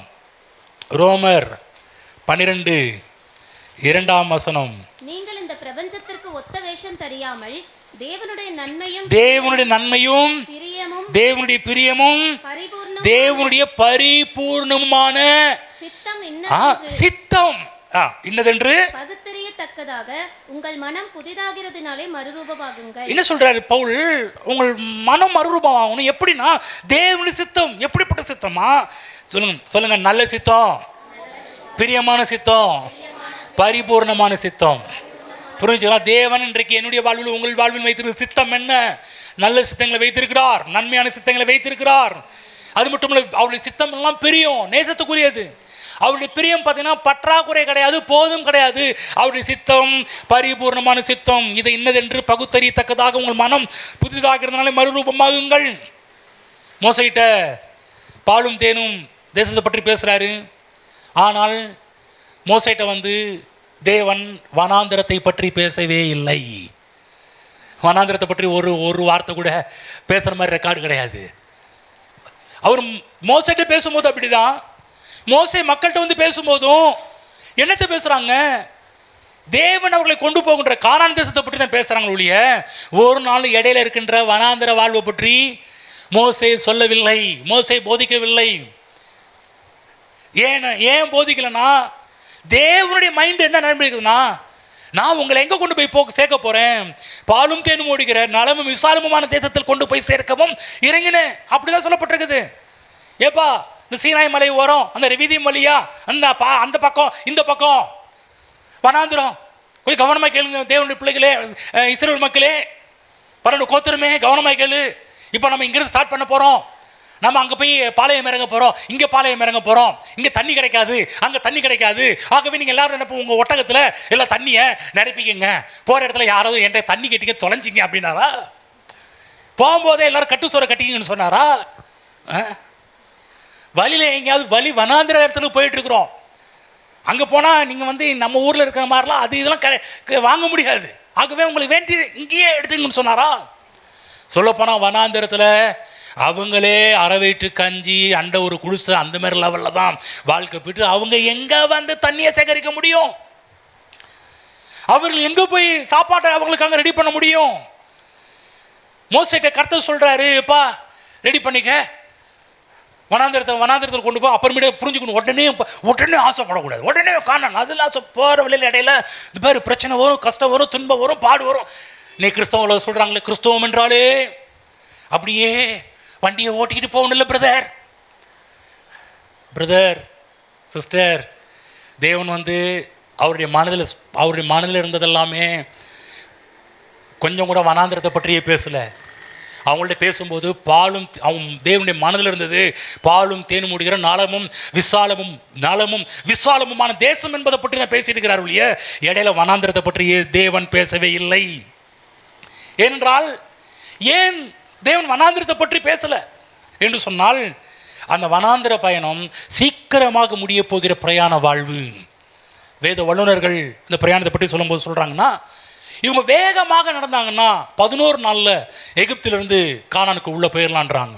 வேகமாக நடந்தாங்கன்னா, மெதுவாக ஒருவர் நடந்திருப்பார்கள் என்றால் என்ன சொல்லப்போனால், மெதுவாக நடக்கும்போது 40 நாளில் அந்த எகிப்திலேருந்து கிளம்பி கானானுக்குள்ளே நுழைவதற்கு 40 நாள் உள்ளே போக முடியுன்றாங்க. ஆனால் எகிப்திலேருந்து நன்றாக கவனியுங்கள், இவங்க எகிப்திலேருந்து கிளம்புறதுக்கு முன்னாடியே கர்த்தருக்கு நன்றாக தெரியும் இடையில இவங்க 40 நாள் வனாந்திர வழியாக போவாங்கன்னு. ஆனால் நல்ல கவனமாக கேளுங்க, தேவன் வனாந்திர வழியாக போனாலும் வனாந்திரம் என்ற ஒரு வார்த்தையை பற்றி தேவன் ஒரு இடத்துல கூட அவங்கள்ட்ட பேசலை, கிளம்புறதுக்கு முன்னாடியே பேசவில்லை. ஏனென்றால் வனாந்திர பயணத்துக்கு வேண்டிய எல்லாவற்றையும் தேவன் முன்கூட்டியே ஆயத்தம் செஞ்சு வச்சு பிற்பாடு தான் இவங்களே வெளியே கிளப்புனார். ஆமென். வெளியே அவங்க ஒன்றும் பண்ணக்கூடாதுன்றதுக்காக தான் தேவன் முன்கூட்டியே அவங்களுக்கு வேண்டிய வனாந்திரத்தில் வேண்டிய சாப்பாடு, மன்னா, தண்ணீர், காடை, அக்னி ஸ்தம்பம், மேக ஸ்தம்பம், இது எல்லாமே நல்லா கவனமாக கேளுங்க.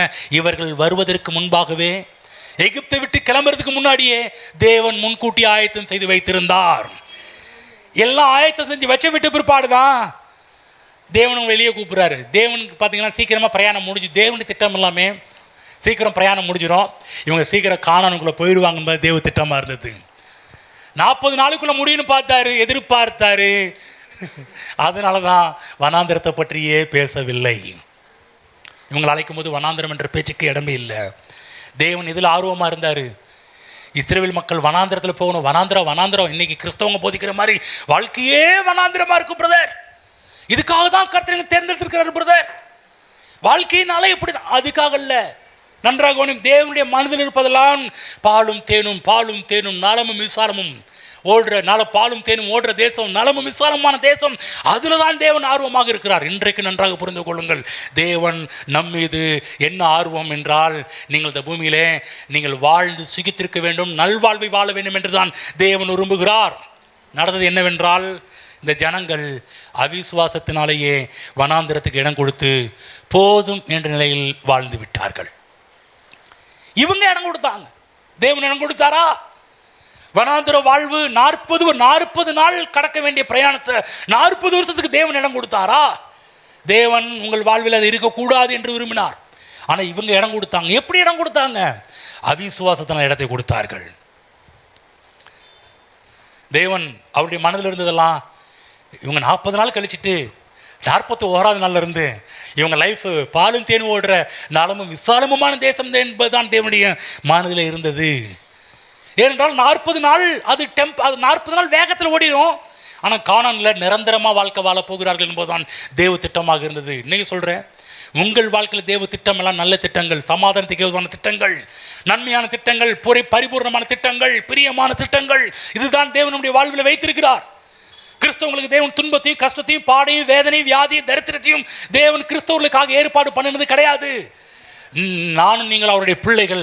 நம்மை தேவன் விசேஷமான அளவுக்கு தேவன் நம்மை நேசிக்கிறார். எகிப்தில் நாட் எனாஃப், வனாந்திரத்தில் ஜஸ்ட் எனாஃப், கானானில் மோர் தென் எனாஃப். தேவன் நீங்கள் நாட் எனாஃப்ல வாழக்கூடாதுன்னு தேவன் விரும்புகிறாரு. தேவன் ஜஸ்ட் எனாஃப்ல வாழ வேண்டும் என்பது தேவ திட்டம் அல்ல. நீங்கள் மோர் தென் எனாஃப், போதுமானதற்கும் அதிகமாக இருக்கிறது என்ற லெவலில் தான் நீங்கள் வாழ வேண்டும் என்று கர்த்தர் விரும்புகிறார். பக்கத்தில் சொல்லுங்க, நாட் எனாஃப் வேண்டாம், ஜஸ்ட் எனாஃப் வேண்டாம், I want more then enough சொல்லுங்க. ஆமென். புரிஞ்சுங்களா? ஆனால் எகிப்தின் வாழ்க்கையும் நீங்கள் வாழ்வது தேவ திட்டம் அல்ல. Just enough. வனாந்திர வாழ்க்கை வாழ்வது தேவ திட்டம் அல்ல. மோர் தென் எனாஃப் தான் தேவன் நீங்கள் வாழ்வதற்காக திட்டமிட்டிருக்கிறாரு. தேவன் நம்மை பற்றியும் இப்படிப்பட்ட திட்டத்தை தான் வைத்து நம்மை அழைத்திருக்கிறார். ஏன் நம்மை ரட்சித்தார்? ஏன் நம்மை மீட்டார்? ஏன் தேவன் நம்முடைய அவருடைய பிள்ளையாக மாற்றினார்? எகிப்தின் வாழ்க்கை வாழ்றதுக்கா? இல்லை வனாந்திர வாழ்க்கையில் ஜஸ்ட் எனாஃப் வாழ்க்கை வாழ்றதுக்கு தேவன் நம்மை அழைத்திருக்கிறாரா? இல்லை, அவருடைய பிள்ளைகளாக நாம் மோர் தென் எனாஃப் வாழ்க்கையை வாழ்வதற்காக தான் கர்த்தர் நம்முடைய வாழ்க்கையை அழைத்திருக்கிறார். ஆமென். அவர் நம்முடைய வாழ்விலே பாலும் தேனும் ஓடணும்.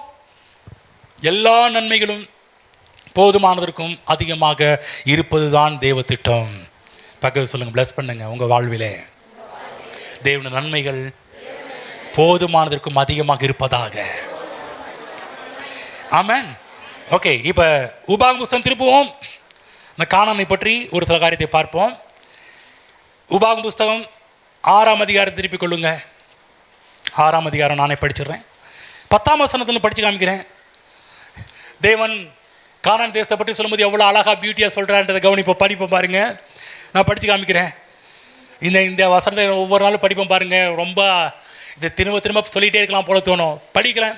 உன் தேவனாகிய கர்த்தர் உனக்கு கொடுப்பேன் என்று ஆபிரகாம், ஈசாக்கு, யாக்கோபு என்பவர்களாகிய உன் பிதாக்களுக்கு ஆணையிட்டு கொடுத்த தேசத்தில் உன்னை பிரவேசிக்க பண்ணும்போதும் நீ கட்டாத வசதியான பெரிய பட்டணங்களையும், நீ நிரப்பாத சகல நல்ல வஸ்துக்களால் நிரம்பிய வீடுகளையும், நீ வெட்டாமல் வெட்டப்பட்டிருக்கும் துறவுகளையும், நீ நடாத திராட்சை தோட்டங்களையும் ஒலிவத்தோப்புகளையும் அவர் உனக்கு கொடுப்பதினாலே நீ சாப்பிட்டு திருப்தி ஆகும் போது. ஆமென். எவ்வளோ அழகாக சொல்கிறார். தேவ திட்டம், தேவனுடைய மனதை பாருங்கள், தேவ நோக்கத்தை பாருங்கள், அவருடைய பிள்ளைகள் எப்படிப்பட்ட லைஃப் வாழ வேண்டும் என்பதை பாருங்கள். அது ஒரு எச்சரிப்பு கொடுக்கிறார். என்ன எச்சரிப்பு கொடுக்கிறாரு? நீ சாப்பிட்டு திருப்தியாகும் போது நீ அடிமைப்பட்டிருந்த வீடாகிய எகிப்து தேசத்தில் உன்னை புறப்பட பண்ணின கர்த்தராகிய மறவாதபடிக்கு எச்சரிக்கையாயிரு. அதே போல நம்முடைய வாழ்வில் எல்லா நன்மைகளையும் கர்த்தர் நம்ம கொடுக்கிறார். ஆனால் ஒன்று, அதை வைத்து கர்த்தரை மறவாதபடிக்கு எச்சரிக்கையாக இருக்கணும். தேவன் எல்லா நன்மையும் கொடுக்கும்போது நம்ம அந்த நன்மைகளை அனுபவிக்க போயிட்டு கர்த்தரை மறந்துடுறோம். இல்லை, தேவன் எல்லா நன்மையும் கொடுக்கிறார். அந்த நன்மைகளை மறவாதபடிக்கு எச்சரிக்கையாக இருக்க வேண்டும். அதை கொடுத்தது கர்த்தர் என்பதை உணர்ந்து கர்த்தருக்கு நன்றியுள்ளவர்களாக நாம் இருக்க வேண்டும். கானான் தேச ஆசீர்வாதங்கள் எல்லாமே நீ கட்டாத, நீ நிரப்பாத, நீ வெட்டாத, நீ நடாத. எல்லாரும் சொல்லுங்கள், நான் கட்டாத, நான் நிரப்பாத, நான் வெட்டாத, நான் நடாத. இந்த இடத்துல மோசே சொல்ற எல்லாம் நீ நீ நீ நீ நீ ஓ உன்னுடைய வேலை கிடையாது, உன்னுடைய பார்ட் இதில் கிடையாது. சொல்றாரு, இந்த கானான் தேசத்தின் ஆசீர்வாதங்கள் எல்லாமே நீ சம்பாதித்தது அல்ல, நான் சம்பாதித்து கொடுத்தது. தேவன் உங்களுக்கு கொடுக்கின்ற எல்லா ஆசீர்வாதங்களும் நல்லா புரிந்து கொள்ளுங்கள். எல்லாம் நான் சம்பாதித்தது, எல்லாம் ஏன் திறமை. ஏன் ஒரு நாள் அப்படி சொல்லக்கூடாது. எல்லாமே கர்த்தாவே நீங்க தந்தது, நீங்க கொடுத்தது. இந்த உயர்வு, இந்த பதவி, இந்த ப்ரொமோஷன், இந்த ஆசீர்வாதங்கள், இந்த பணம், இந்த பொருள், இந்த வீடு, இந்த கார், இந்த பங்களா, நாங்கள் சாப்பிட்ற சாப்பாடு எல்லாமே நீங்கள் கொடுத்தது. எல்லாம் நான் இல்லைன்னா நிறைய நேரத்தில் நம்ம என்ன பண்ணுறோம்னா, நான் இல்லைன்னா இதெல்லாம் எப்படி வந்திருக்கும் தெரியுமா அப்படின்னு வாங்க. நான் சொன்னீங்க, இருந்தால் இல்லாதனால அது வரும். ஏன்னா கர்த்தருடைய ஆசீர்வாதம் அவைகளை கொண்டு வரும். அதே போல் தேவ பிள்ளைகளே, கிறிஸ்துவ ஜீவியத்தின் எல்லா நன்மைகளும் நீங்கள் சம்பாதித்ததல்ல, அவை எல்லாமே கர்த்தராகிய இயேசு கிறிஸ்து கல்வாரி சிலுவையில் நமக்கு சம்பாதித்து கொடுத்தது. ஆமென். இது என்னுடையது, இது நான் சம்பாதிச்சதுன்னு சொல்லக்கூடிய ஒரு ரைட்ஸ் நமக்கு இல்லை. தேவன் நம்ம நேசித்தபடியால் கல்வாரி சிலுவையில் பாடுபட்டு ரத்தம் சிந்தி மரித்து அடக்கம் பண்ணப்பட்டு 3ஆம் நாள் உயிர்த்தெழுந்து அவருடைய எல்லா ஆசீர்வாத நன்மைகளையும் அவர் எனக்கு சம்பாதித்து தேவனாகிய கர்த்தர் எனக்கு கொடுத்து இலவசமாய் தேவன் எனக்கு கொடுத்த ஒரு காரியங்கள். நான் சம்பாதிச்சது கிடையாது, எல்லாம் ஃப்ரீ, எல்லாம் இலவசமாய் தேவன் எனக்கு கொடுத்திருக்கிறார். ஆனால் நம்மள்ட்ட சொல்ற ஒரு காரியம், நீ மறந்துடாத, இதெல்லாம் உனக்கு கொடுத்தது நான் தான் என்பதை நீ மறந்துடாது. அன்றைக்கி தான் நம்ம கர்த்தர் ஆண்டவரே இது எப்படி வந்துச்சு தெரியுமா, நம்மளை காமிச்சிட்டு கர்த்தருக்கு நிப்பாட்டு, நீ இல்லை, உனக்கு நீ இன்னைக்கு உயிரோடு இருக்கிறது காரணமே கர்த்தர் தான். சொல்லுவாங்க, நீ உயிரோடு இருக்கிறது காரணம் நான் இல்லை. நிறைய நேரத்தில் நம்ம மார்த்தட்டிக்கிறோம். நல்ல கவனமாக கேட்கணும். யார்கிட்ட இப்படிப்பட்ட வார்த்தைகளை நம்ம சொல்லக்கூடாது. நீ இன்னைக்கு நம்ம சொல்கிறோம், நீ நல்லா இருக்க காரணம் நாங்கள் தான். நீங்கள் நல்லா இருக்கிறது காரணம் கர்த்தர். புரியுதுங்களா? நான் கூட உங்களை பார்த்து சொல்ல முடியாது நீங்கள் நல்லா இருக்கு, நான் கர்த்தருடைய வார்த்தை கொடுக்குறேன், அது நிமித்தம் நல்லா இருக்கிறீங்கன்னு சொல்லலாமே ஒழிய என்னால் நீங்கள் அப்படி சொல்ல முடியாது.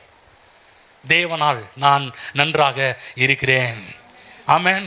இன்னைக்கு பிரச்சனை என்னன்னா, பெருமை தான் ஒரு பெரிய பிரச்சனையாக மனுஷனுக்கு இருந்துகிட்டு இருக்குது. ஆகதான் பாருங்க, கிறிஸ்துவ ஜீவியத்திலே ஒரு நாளும் பெருமைக்கு இடம் கொடுத்து விடவே கூடாது. கானான் தேச வாழ்வை அனுபவிக்கிற நாம் படிப்போம். உபாகம் 8ஆம் அதிகாரம் 17ஆம் வசனத்தை நான் படிக்கிறேன், கேளுங்கள். எடுத்துக்கொள்வோம், எல்லாரும் சேர்ந்து படிப்போம். என் சாமர்த்தியமும் என் கைப்பலனும் இந்த ஐஸ்வர்யத்தை எனக்கு சம்பாதித்தது என்று நீ உன் இருதயத்தில் சொல்லிக் கொள்ளாமலும் இருக்க எச்சரிக்கையாய் இருந்து. கவனிச்சிங்களா என்ன சொல்றாருன்னு? எல்லாம் பெருகும் கானான் தேச வாழ்விலே, திரும்ப சொல்கிறேன், நான் இது சம்பாதிச்சது எல்லாம் பை காட் கிரேஸ், தேவனுடைய கிருபையால் தான் இன்றைக்கு நான் நல்லா இருக்கிறேன். எல்லாம் கர்த்தர் எனக்கு கிருபையாய் கர்த்தர் எனக்கு கொடுத்திருக்கிறார். பெருமை பாராட்ட எனக்கு ஒன்றும் இல்லை. ஆசீர்வாதங்கள் பெருகும்போது, நன்மைகள் பெருகும்போது, நன்றாக இருக்கும்போது நான் சொல்கிறேன், நன்றி கொண்ட உள்ளமும் பெருக வேண்டும். துதிக்கிற ஒரு இருதயம் உண்டாக வேண்டும். கர்த்தரை கனம் பண்ணுகிற ஒரு உள்ளம் உருவாக வேண்டும்.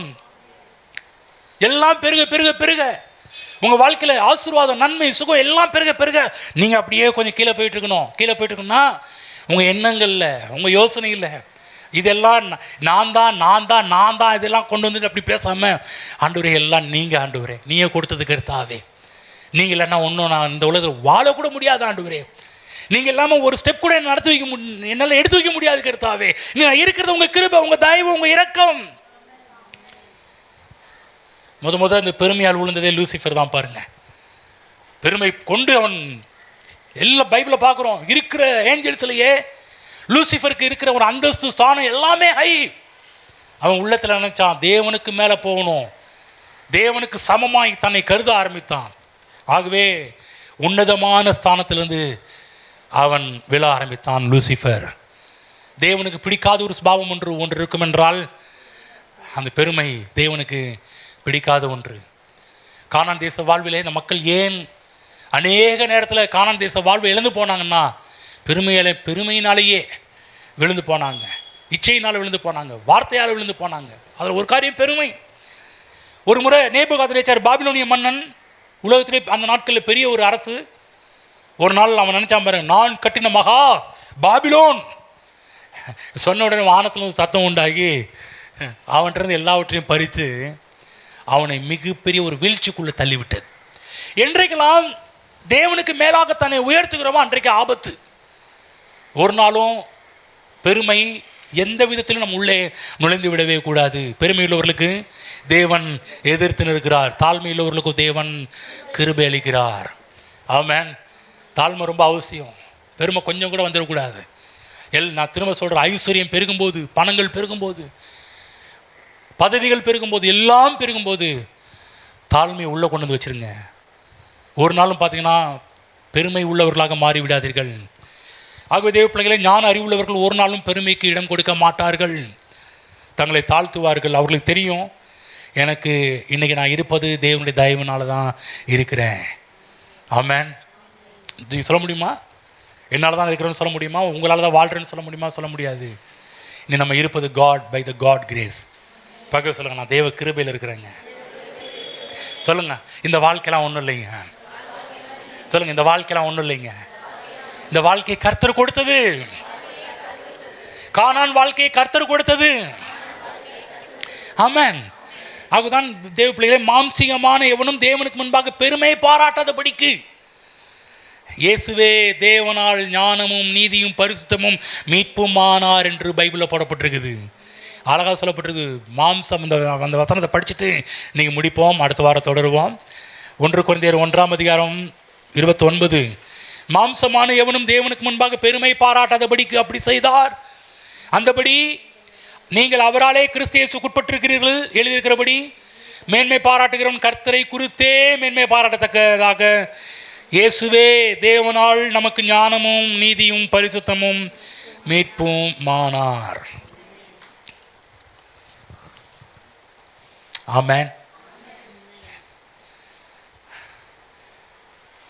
தேவனுடைய விசேஷ லவ், ஸ்பெஷல் லவ் நம்ம மேலே இருக்குது. எல்லாரையும் நேசிக்கிறாரு, ஆனால் என் மேலே ஸ்பெஷலாக நேசிக்கிறார்.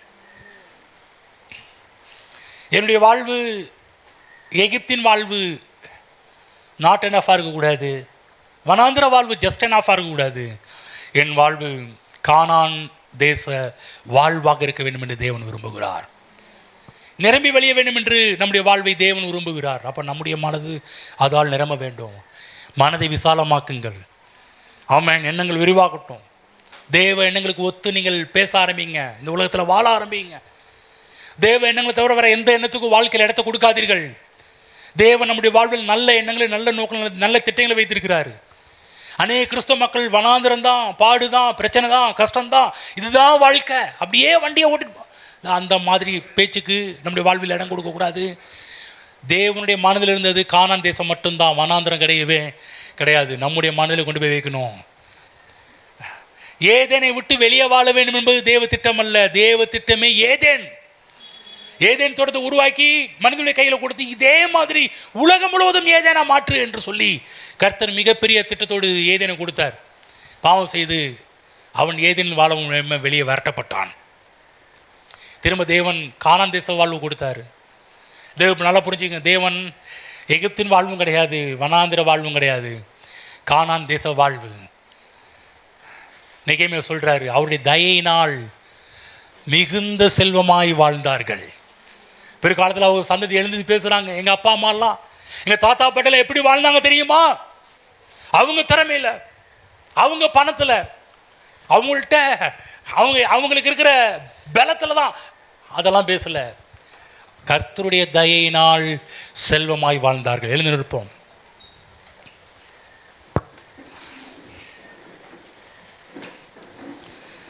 ஆகுதான் சங்கீதக்காரன் சொல்றாரு, சிலர் ரதங்களை குறித்தும் குதிரைகளை குறித்தும் மென்மை பாராட்டுகிறார்கள்.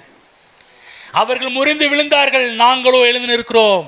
சொல்றாரு, நாங்களோ கர்த்தராகிய தேவனுடைய நாமத்தை குறித்தே மேன்மை பாராட்டுவோம். எவ்வளோ பெரிய ஞான வெளிச்சம்! நாங்களோ எழுந்து நிமிர்ந்து நிற்கிறோம், அவர்கள் முறிந்து விழுந்தார்கள். யார் முறிந்து விழுந்தது? தங்களுடைய ரதங்களை குறித்தும் குதிரைகளை குறித்தும் மேன்மை பாராட்டினவர்கள். நன்றாக கவனிங்கள் தேவ பிள்ளைகளே, உங்கள்கிட்ட இருக்கிற காரியத்தை குறித்து ஒரு நாளும் மேன்மை பாராட்டாதீர்கள். மேன்மை பாராட்டுறது ஒரே ஒருத்தர், கர்த்தர். இன்னைக்கு நான் வாழ்றது கர்த்தரால் வாழ்கிறேன். இன்னைக்கு நீங்கள் பெரிய உயர்வு, பெரிய அந்தஸ்து, பெரிய லெவலில் நீங்கள் போயிட்டே இருக்கலாம். நீங்கள் மேலே போக போக போக போக போக ஒரு நாளும் உங்களை ஏற்றின ஏணியை மறந்து விடாதீர்கள். ஆமென். இவ்வளோ உயர்வு காரணம் கர்த்தர். சமீபத்தில் ஒரு பெண்மணி ஜெமிமா, அவங்க சொன்ன பேச்சு தான் உலகத்தில் ஒரு பெரிய பேச்சாக மாறுனுச்சு. ஆமென். இன்னைக்கு நம்ம மற்ற இடங்களை போய் இயேசு மகிமைப்படுத்துறது கூச்சப்படுறோம். யாராவது ஏதாவது சொல்லிட்டா என்ன பண்ணுறது? போல்டாக அடித்தாங்க பாருங்க. நான் சொல்கிறேன், அந்த மாதிரி தான் எந்த இடத்துல எந்த கருத்தாலும், எந்த ஒரு உயர்வு பதவி, எந்த ஒரு காரியத்தை கொடுத்தாலும், இதெல்லாம் தேவனுடைய கர்த்தனை கொடுத்த, அப்படி கிருபையாளனை கொடுத்தது, தயவால் கொடுத்தது, இரக்கத்தால் கொடுத்தது. இது நான் என் திறமை, என்னுடைய சாமர்த்தியத்தால் வந்தது கிடையாது. தேவன் எனக்கு கொடுத்துருக்கிறார். சொல்லப்போனால் தாவீது சொல்லப்போனால் எவ்வளோ சொல்லலாம். எப்படி அடிச்சேன் தெரியுமா? என்னுடைய திறமையில கவனம் விட்ட பட்டுன்னு தான், பட்டுன்னு போட்டுச்சு, பட்டுன்னு தான் சொல்லலை வந்து. அவர் சொல்றாரு, இல்லை, தேவனுடைய நாமத்தை குறித்தே நாங்கள் மேன்மை பாராட்டுவோம். அவர்கள் முறிந்து விழுந்தார்கள், நாங்களோ எழுந்து நிமிர்ந்து நிற்கிறோம். ஆமென். தேவன் கொடுத்தால் நாம் தாழ்மையோடு அவைகளை வாங்கி கொள்ள வேண்டும். ஆமென். கானான் தேசத்தில் இவங்க கஷ்டப்படாம, இவங்களுக்கு எல்லாமே இலவசமாக கிடைச்சிச்சு. இவங்க போய் கானான்ல எதுவும் பண்ணல. கானான் தேச வாழ்வு இவங்களுக்கு கர்த்தர் கொடுத்தார். கானான் தேச மக்கள் கஷ்டப்பட்டு கட்டினாங்க எல்லாத்தையுமே. முன்னாடி சொல்ல, நீ நீ நீ கட்டாத, நீ நடாத, நீ வெட்டாத, இப்படிதான் கர்த்தர் சொன்ன. அப்பனா நீ பண்ணல, அப்பனா உனக்காக நான் அங்கே ஆளை வச்சு செட் பண்ணியிருக்கிறேன். தேவனை அறியாத மக்கள் அவங்க எல்லாருமே. கானான் தேச மக்கள் எல்லாமே தேவனை அறியாத மக்கள். தேவனை அறியாத மக்களை வைத்து தேவனை அறிந்த மக்களுக்காக இவர் ரெடி பண்ணுறார். அந்த தேச வாழ்வை பற்றி சொல்லும்போது ஒரு இடத்துல இஸ்ரேல் மக்கள் 12 பேர் வேவு பார்த்துட்டு வராங்க. ஒரு திராட்சை கொலையை ஒருத்தன் தூக்கிட்டு வரல, ஒரு திராட்சை கொலையை 2 பேர் தூக்கிட்டு வரானுங்க. மோசே எடுத்து காமிக்கிறாங்க, பாருங்க நம்ம போயிட்டு வந்த தேசத்தின் கனியை பாரு. பார்க்கும்போது ரொம்ப சுவாரஸ்யமா இருக்கும். வந்து தேவன் மகத்தான எதிர்காலத்தை அவர்களுக்காக வைத்திருந்தார். மகிமையான வாழ்க்கையை தேவன் அவர்களுக்காக வைத்து, இன்றைக்கும் அவர்களுக்கு மட்டுமல்ல, நீ என் தாசன் என்று சொல்லி தேவன் இஸ்ரவேல் மக்களை பற்றி மட்டும் சொல்லல, இன்றைக்கு என்னை உங்களை பார்த்து சொல்ல, நீ என்னுடைய பிள்ளை. ஆமென். நாம் தேவனுடைய பிள்ளையாக இருக்கிறோம். எல்லாரும் சொல்ல, நான் தேவனுடைய பிள்ளை, எனக்கு எதிர்காலம் உண்டு, என் விசுவாசம் வீண் போகாது, பாவிகளுக்காக சிருஷ்டிக்கப்படவில்லை, பரிசுத்தவானாகிய எனக்காக சிருஷ்டிக்கப்பட்டிருக்கிறது. ஆமென். சந்தோஷப்படணும், நல்லா புரிஞ்சுக்கணும். நம்ம வரோன்னு சொல்லி தான் அத்தனை காரியத்தை நமக்காக தேவன் ரெடி பண்ணி வைக்கிறாரு. அதுவும் வேதம் சொல்கின்றது, பாவி நாஸ்தியோ நீதிமானாகிய எனக்காக சேர்த்து வைக்கப்படுகின்றது. கானானில் பாவிகள் எல்லாத்தையும் சேர்த்து வச்சாங்க. யாருக்காக? இன்னொரு கூட்டம் வருது, நீதிமான் கூட்டம் வருது. ஆகவே நல்லா புரிஞ்சுங்க, உங்களுக்காக யாரோ பாவிகள் உங்களுக்காக பல காரியத்தை சேர்த்து வச்சுட்டு வராங்க, எனக்காக சேர்த்து வச்சுட்டு வருகிறார்கள். ஆமென். பில் வின்ஸ்டன் சொல்லி ஒரு பெரிய பிரசங்க இருக்கிறார், நல்லா அற்புதமாக பேசக்கூடியவர். அவர் சொல்கிறாரு, அவர் சொன்ன ஒரு தாட் ரொம்ப அருமையான ஒரு தாட், நல்லா சொன்னார். என்ன சொல்கிறாருன்னா, இந்த உலகத்திலே இருக்கிறதுலையே சிறந்த ஆட்கள் சபையில் தான் இருக்கணும்னு சொல்கிறார். ஆமென். இருக்கிறதுலே சிறந்த ஆட்கள் வெளியில் இங்கே இருக்கணுன்றார். எங்க? சபைக்குள்ள இருக்கணுன்றார். சபையில் இருக்கிற இந்த உலகத்திலே சிறந்த ஆட்கள் இருக்கிற இடம் சபையாக தான் இருக்கணும். நான் சொல்லி இந்த எண்ணத்தை உங்களுக்குள்ள கொண்டு வாங்க. இன்னைக்கு சிறந்த ஆட்கள் வெளியே இருக்கிறாங்க. ஒரு நாள் சொல்லணும், இல்லைங்க இந்த சர்ச்சுக்காரங்க எப்படி ஜெமிமாவை சொல்லுங்க, இல்லை இந்த அம்மா பரவாயில்ல ஒரு ஆண்டோடைய பிள்ளைங்க இந்த மாதிரி நான் சொல்ல ஒவ்வொரு இடத்துல நீங்கள் பெஸ்ட் ஆட்களை வரும்போது சொல்லணும், இந்த ரெடிபட்டில் இருக்கிற சபையை சேர்ந்த ஏஎஃப்டி ஆட்களுங்க, இந்த இடத்துல நிற்கிறது அவங்க, இந்த இடத்துல ஜெயிச்சது அவங்க, இந்த இடத்துல மேலே வந்தது அவங்கன்னு சொல்லி உங்களை பார்த்து உலகம் ஆச்சரியப்பட வேண்டும். ஆமென். அநேக ஊழிய நமக்கு முன்னாடி சென்று அநேக ஊழியக்காரருடைய தரிசனங்கள் நிறைவேறணும். பெல்வின்சன் சொன்னார், உலகத்தில் சிறந்த ஆட்கள் சபையில் தான் இருக்க வேண்டும் என்று சொல்லி விரும்புங்க, நாடுங்க, உங்கள் மனதை விசாலமாக்குங்கள். அந்த சிறந்தாள் நான் தான். பக்கவே சொல்லுங்க, அந்த சிறந்தாள் நீங்கள் தான். ஆமென். அது சிறந்தவர்கள் நீங்கள் தான். அந்த எண்ணத்தை உடையவர்களாக நீங்கள் மாறுங்கள். கற்றுக் கொடுத்த வார்த்தைகளுக்கு நன்றி செலுத்துவோம். நன்றி ஆண்டவரே. ஓ, எங்களோட பேச நம்முடைய வார்த்தைகளுக்கு நன்றி செலுத்துகிறோம். கானான் தேச வாழ்வை எங்களுக்காக நீர் ஆயத்தம் செய்து வைத்திருக்கிறதற்காக உமக்கு நன்றி செலுத்துகிறோம். கிறிஸ்தவ வாழ்வு இந்த பூமியில் வெற்றியாக வாழக்கூடிய கானான் தேச வாழ்வு என்பதை நாங்கள் அறிக்கை செய்கிறோம் ஆண்டவரே. ஹல்லேலூயா. எகிப்தின் வாழ்வு அல்ல, வனாந்திர வாழ்வும் அல்ல, எங்களுக்காக தேவன் நீர் ஆயத்தம் செய்தது கானான் வாழ்வு, பாலும் தேனும் ஓடுகிற நலமும் விசாலமுமான வாழ்வு. ஹல்லேலூயா. அவைகளை கொண்டு போய் எங்கள் மனதில் வைக்கிறோம் ஆண்டவரே. உங்களுடைய சித்தத்தை எங்கள் சித்தமாக மாற்றுகிறோம், உங்களுடைய எண்ணங்களை எங்கள் எண்ணங்களாக மாற்றுகிறோம். ஓ, உங்களுடைய சித்தம் பரலோகத்தில் செய்யப்படுவது போல பூமியிலையும் எங்கள் வாழ்க்கையில் செய்யப்படுவதாக. கானான் தேச வாழ்வு இங்கே இருக்கிற ஒவ்வொரு பிள்ளைகளும் வாழட்டும். ஹல்லேலூயா. கானான் தேசம் எவ்வளவு மகிமையானது என்பதை நம்முடைய பிள்ளைகளுக்கு எடுத்து காண்பிப்பீராக தகப்பனே. இன்னும் வரக்கூடிய நாட்களில் நம்முடைய பிள்ளைகளுக்கு இவைகளெல்லாம் எடுத்து காண்பிக்க போவதற்காக நன்றி செலுத்துகிறேன் ஆண்டவரே. நம்முடைய மகிமை நம்முடைய பிள்ளைகள் சொல்ந்து கொள்வதாக. இங்கே இருக்கிற ஒவ்வொருவரும் கானான் தேச வாழ்வை இந்த பூமியில் அனுபவிக்கட்டும் என்று நம்முடைய பிள்ளைகளை இயேசு கிறிஸ்துவின் நாமத்தில் ஆசீர்வதிக்கிறேன் தகப்பனே. குடும்ப வாழ்விலும் பொருளாதார வாழ்விலும் வேலைகளிலும் பிள்ளைகளுடைய வாழ்விலும் உடைய பிள்ளைகள் கானான் தேச வாழ்வை அனுபவிக்கட்டும். வெற்றியுள்ள கிறிஸ்தவ வாழ்வை இந்த பூமியில் அனுபவிக்கட்டும் கர்த்தாவே. நல்ல கிறிஸ்தவ வாழ்வை அனுபவிக்கட்டும். நீர் போதிக்கின்ற கிறிஸ்தவ வாழ்வை இந்த பூமியில் அனுபவிக்கட்டும் கர்த்தாவே. இங்கே இருக்கிற ஒவ்வொருவரும் ஆச்சரியமான அற்புதமான காரியங்களை செய்ய வைப்பீராக. இந்த பூமியிலேயே தலை சிறந்தவர்கள் இங்கிருந்து உருவாவார்களாக தகப்பனே. அப்படி மாற்றுவதற்காக நன்றி செலுத்துகிறேன். இயேசு கிறிஸ்து நாமத்தில் பிதாவே, ஆமென்.